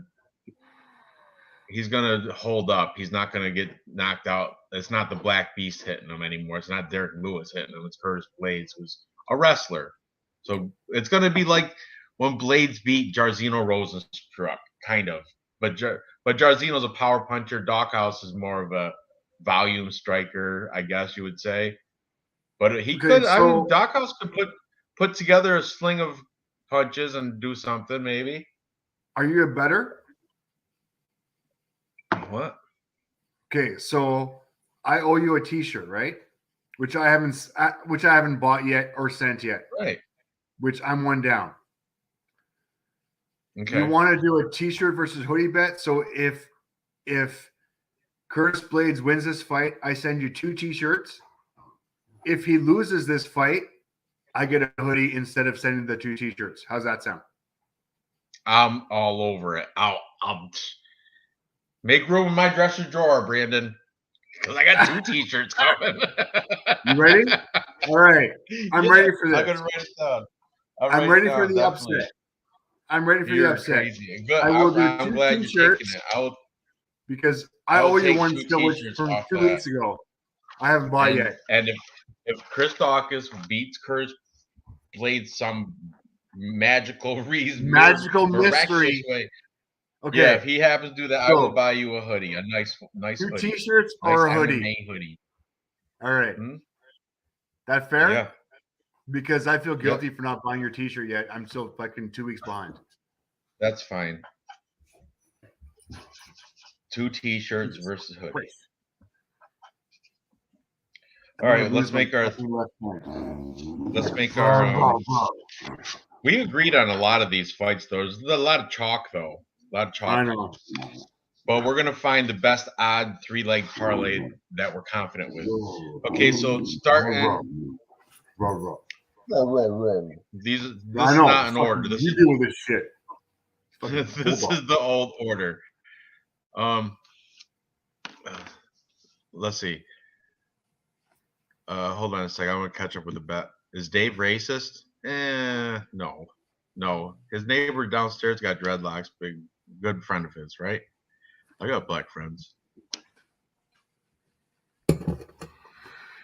Nick Sisson, he's putting a little bit of money on him. I think Dawkins sucks. Yeah, I think Blades sucks too. Blades is a fucking boring, fucking shitty ass wrestler. Has no fucking stand up. Is one dimensional. Blades is a one-dimensional fighter. Ow! He got I know. He knocked out JDS. He knocked out Junior Dos Santos. I watched that clip. Junior Dos Santos with a fucking wheelchair to fucking come on now. When you're 85 and you fucking make it to the fucking ring, I'll be impressed too. Junior Dos Santos, you can't fucking no. He's old man in that fight. Old man. With no chin. But Alexei Olenek, when he got knocked out with Chris Dawkins, though, he was spring chicken. You know, come on, it only works for one guy, not the other. Alexei Olenek, whatever. It's with the dog for me on this thank you, fight. Dirty Reg. I got a couple black friends for real. I don't have many friends, so I do have a couple black ones. Yeah, first time Dawkins fought a real fighter, he folded immediately. Good point. Derek Lewis did fold him quick. Oh, it's embarrassing. But it's a fight, so we'll see. And it's a bet too. We're going over our most confident, good value 3-leg parlay. So I'm gonna just circle. Okay, not in order. Kizriev, no value there, but we're both taking them. Manafiro, no value. We both like Dana Baccarat, whatever, and he's decent value. Are you taking Luis Saldana or Bruno Souza? I'm not confident either way. I'm keeping that one right out. That's out of it. I'm taking Souza on that one, but I do like Dvorak versus Nicolau. Yes, that one's starred too. So we have that one. We have Dana. You're taking Slava Claus, right? Well, not confident though. taking Neil Magny. That's pretty confident, right? Yeah, I'm confident on Neil. So that's a maybe. He's kind of minus 220 or something. How I'm about we're both confident taking on. Carol Hossa? Yes, I'm confident on Rosa. What is she? After the Minus weigh-ins as 200. well. She looked good on the weigh-ins. She's minus 200, I think. Minus We're 210. both taking Ilir Latifi. What's he? Yes, Minus we are. 200. Minus He is minus 200. 200. Yeah. We're both taking We're Matt both Brown. on Matt Brown. He's minus 110. That's a good value. I like that one. Matt Brown's And I'm there. confident Yeah, we're there. there. Matt Brown. Then we're both taking Askar Askarov. He's like no value, Minus 400. so not playing that. Baby, And we're taking Alexa Grasso. Again, value really, what is she? Minus 250, you said? Minus 250, no value there. So I think it's going to have to be, Dvorak, but not Dana Bakary or whatever, Bakary Dana, and Matt Brown. What do you think of that?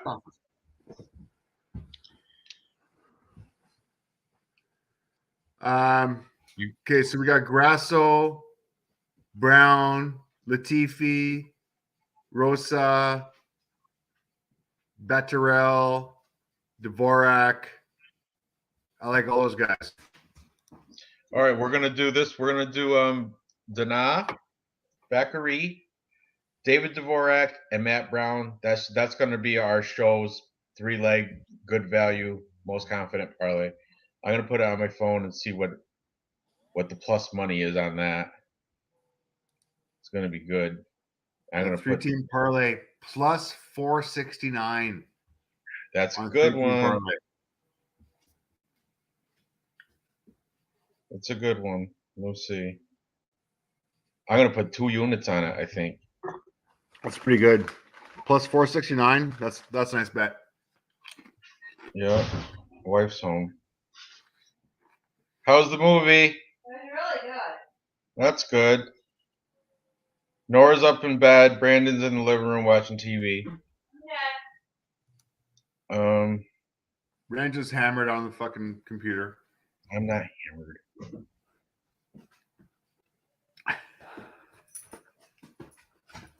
Hey, David Dvorak. He's just wrestling a monster and losing. Matt Brown. All right.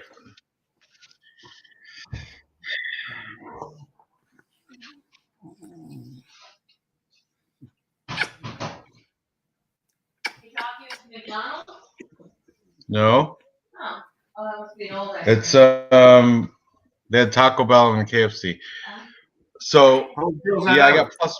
I want to know how plus 490. Plus 490. Plus 490 for that 3 parlay. So I'm gonna do that right now and bet it. Place bet. There you go. I'm gonna see if I can pull up the other screen and post it.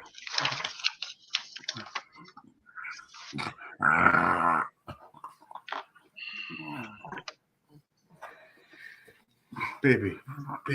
Shh.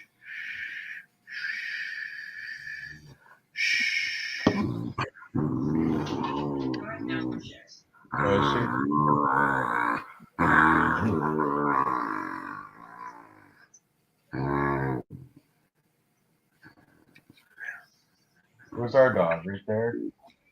Right here. Okay. He's fine. Do you need to go outside? I just took him out. Oh, okay. Well, then I'm going to bed. Good night. Good night. Night. Miss you.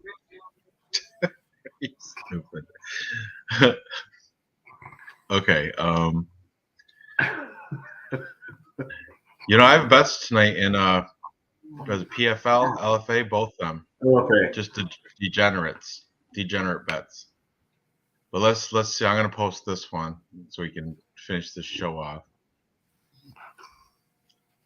Oh man, my pending wagers are more than my available balance right now. I hate when it's that like that, but whatever. Copy. StreamYard. Good night, Mrs. Ranj. Okay.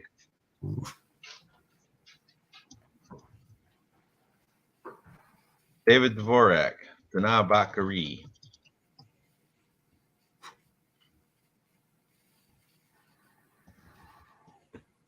And Matt Brown.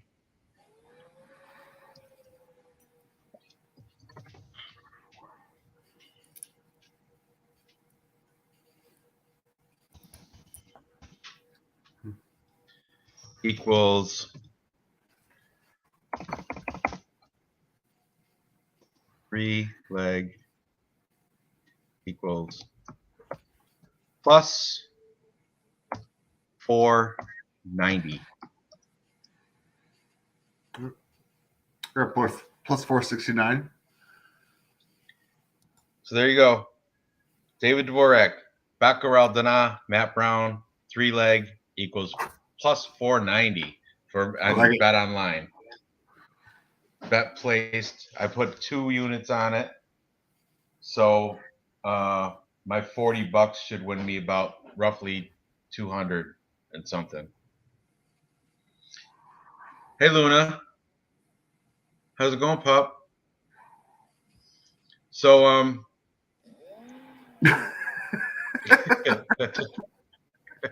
Lot dog.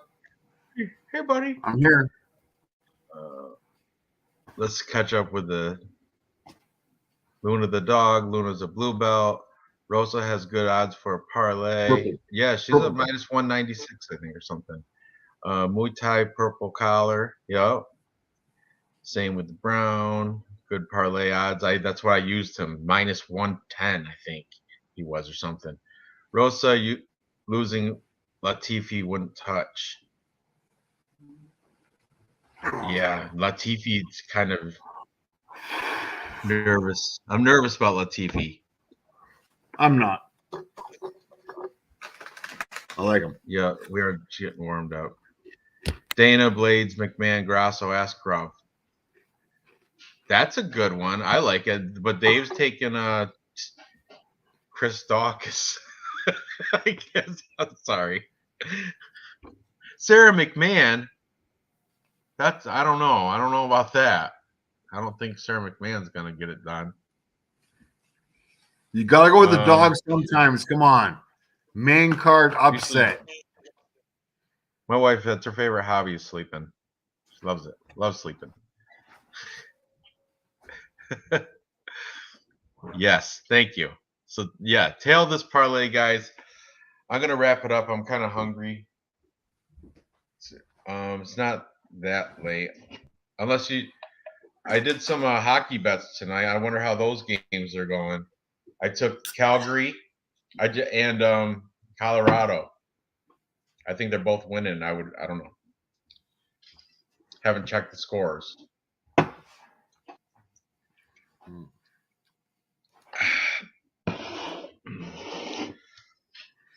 Yes, Ice Viking. There you are. He's putting his chat in so he can win that T-shirt. Oh, fuck. I'm here, guys.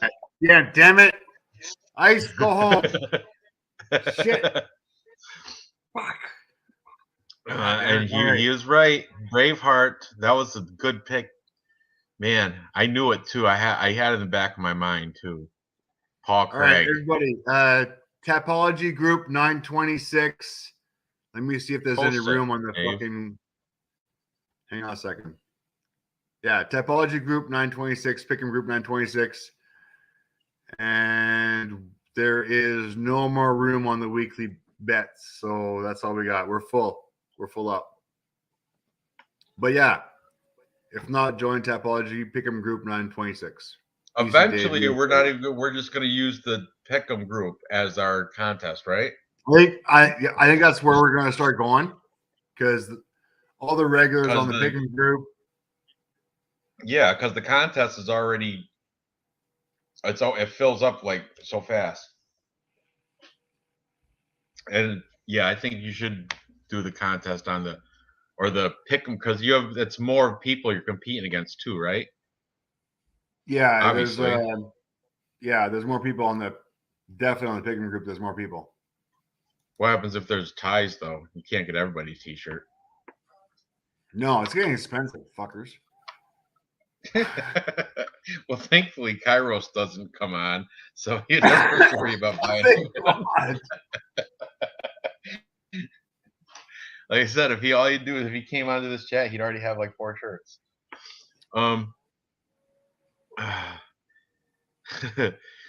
Yeah, Ice Viking does have a shirt, right? You got him like a vintage UFC shirt, didn't you? Oh man, Like an old UFC. I got him like an old school UFC shirt. I don't even remember what it was. It was Yeah, a versus whatever. shirt, like two fighters on it. I think he mentioned it before. But all right, I'm starting to get a little tired myself, and my old age is catching up to me. So y'all good, Dave? Good with your bets?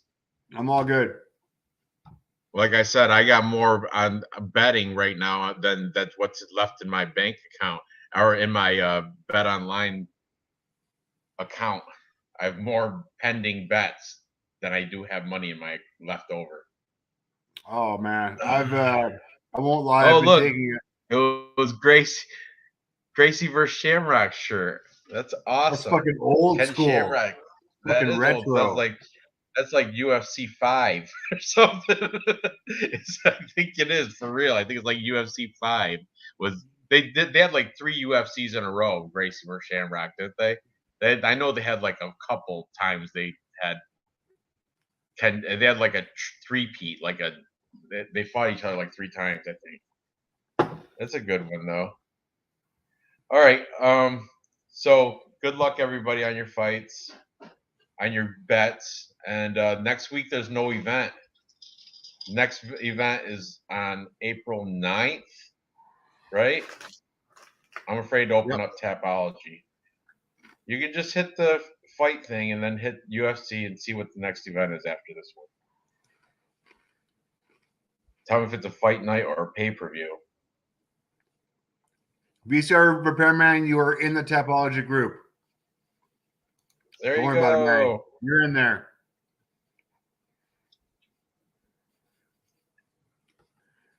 You were in fucking what day is it? You were in a couple days ago. What's that? What's the next fight day or next event? Oh shit! Hang on a second. I think it's like UFC 273 or something. What are we at 274? Pay-per-view? Oh fuck! Are we? I don't know. You tell me. You got the Tapology open. Hang on a second. What the fuck do I click on?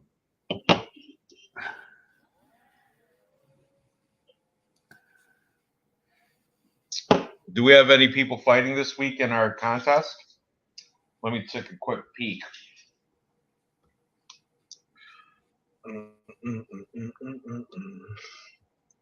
Man, I got people I got to trade out. Just like so do you and so does everybody. Oh, Volkanovski versus Korean Zombie, April 9th? Yeah, that's it. 273? That's it.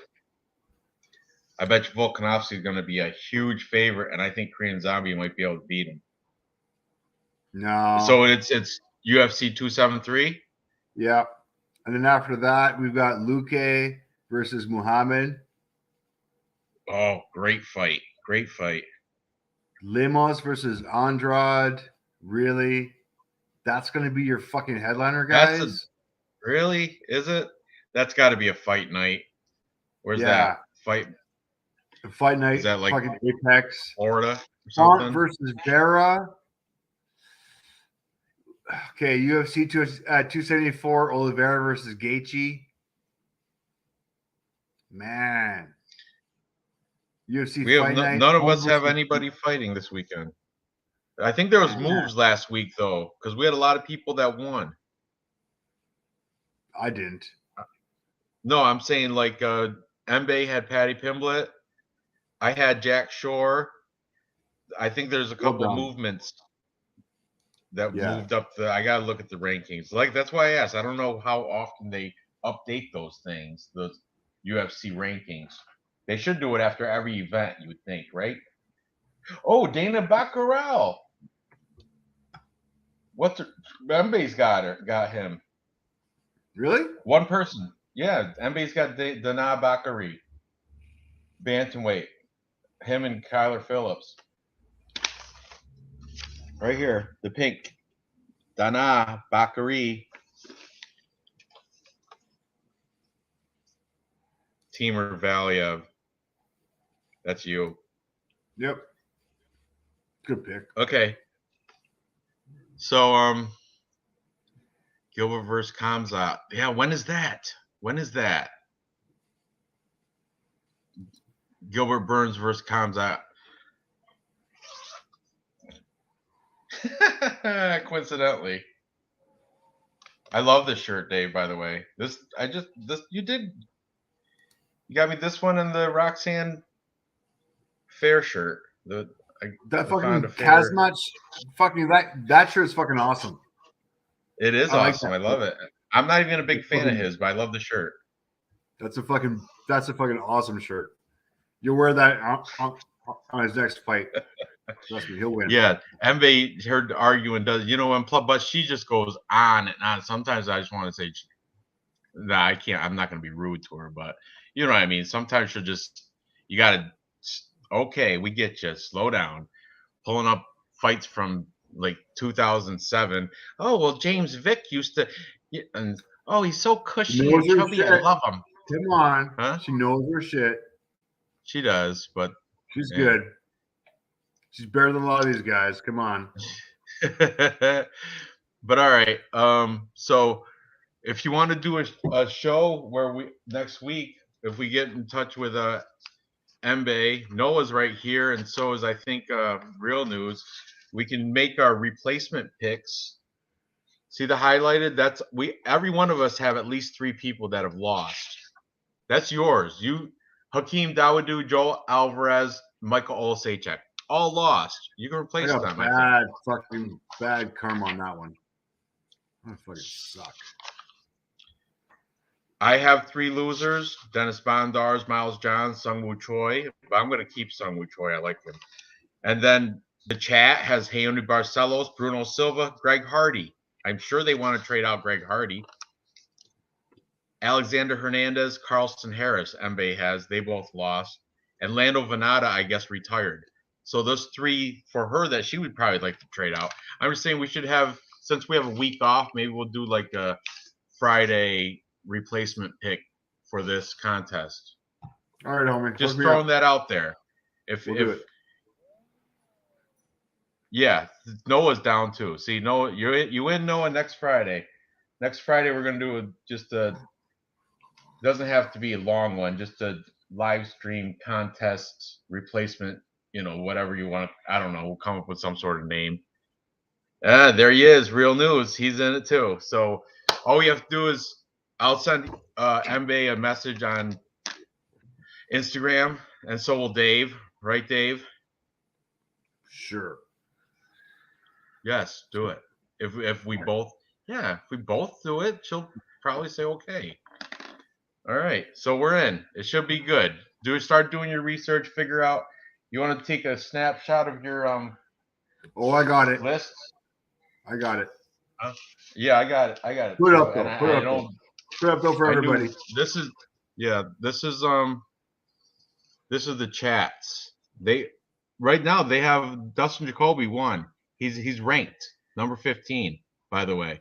The highlighted ones, I'm going to take you off for a second, Dave. The highlighted ones are the ones that you have that lost. Bruno Silva, Greg Hardy, so far, and that Dustin Jacoby is the only one that you have so far that's ranked as of, that was on March 12th when I checked the rankings. Okay, and real quick, I'm going to show Dave's list, and then I'll be done. Mbe, she'll find it. Dave, this is your list. You have 2 ranked people. You have Sergey Spivak and Shavkat Rakhmonov, both got ranked. Your 3 losers: Hakeem Dawodu, Joel Alvarez, Michael Olszewski. You might want to trade out Montana De La Rosa also. Oh, and you got Timur Valiev. I don't know what the deal is with him. So All right, I want so this Rosa forever. Yes. I don't know why you even took her. So who's winning? And just right now, it's a tie between you and we gotta update. I don't know because I don't know if Jack Shore got ranked. I don't know if who did she have? She had Patty Pimblett. Is he ranked yet? Doesn't matter. I don't know. John I have Jones to is gonna update it. John Right Jones now, though, is if gonna it fucking bury it for me. John Jones is gonna fucking win this for me. we'll see. Right now, you're in the lead because you have 2 ranked people, and the other ones are still. They have to be updated. I don't know. But yeah, you're right. Shore is not ranked. He's so deep. But I know it's good hoping though. Patty Pimblett might have come up. I don't know where he was Yeah, at. He's up for sure. I was saying I got another loser too. Gregory Rodriguez. He lost too. Highlight that fucking thing. Anyway, we're gonna figure out something. I'll come up with rules like we can trade out maybe three people per team per your and we'll discuss it. We'll discuss it with some brews on next Friday, and That's we'll good. peek at the next week card and all that good stuff. All right. But anyway, you guys can study up on that stuff, and yeah, I'm all good now. Tired, hungry. I gotta get something to eat and go to bed. So good luck on your bets, and Good luck tomorrow. hold on. Did you see George? I didn't see none of that. I heard talk about it, but I didn't see any. Oh, I saw Is there it. like I video? saw it. Is there video on it? Oh, I saw the attack. I saw him going into jail. I saw him going out of jail. What'd he do? It's, Did he just go up and sucker punch him, or Jorge Masvidal? What did he do? Yeah, a couple times. It was pretty good. The best thing in the world is the fact that Colby Covington is fucking nailing him for $15,000 for his fucking Rolex watch. That's the best ever. What happened? Did he took his watch? No. Apparently he in the fight he scratched the watch and broke the wristband. So now Colby is saying it was like $15,000 worth of damage to his $90,000 Rolex watch that he has to get fixed. So it's not like the tooth that got knocked out.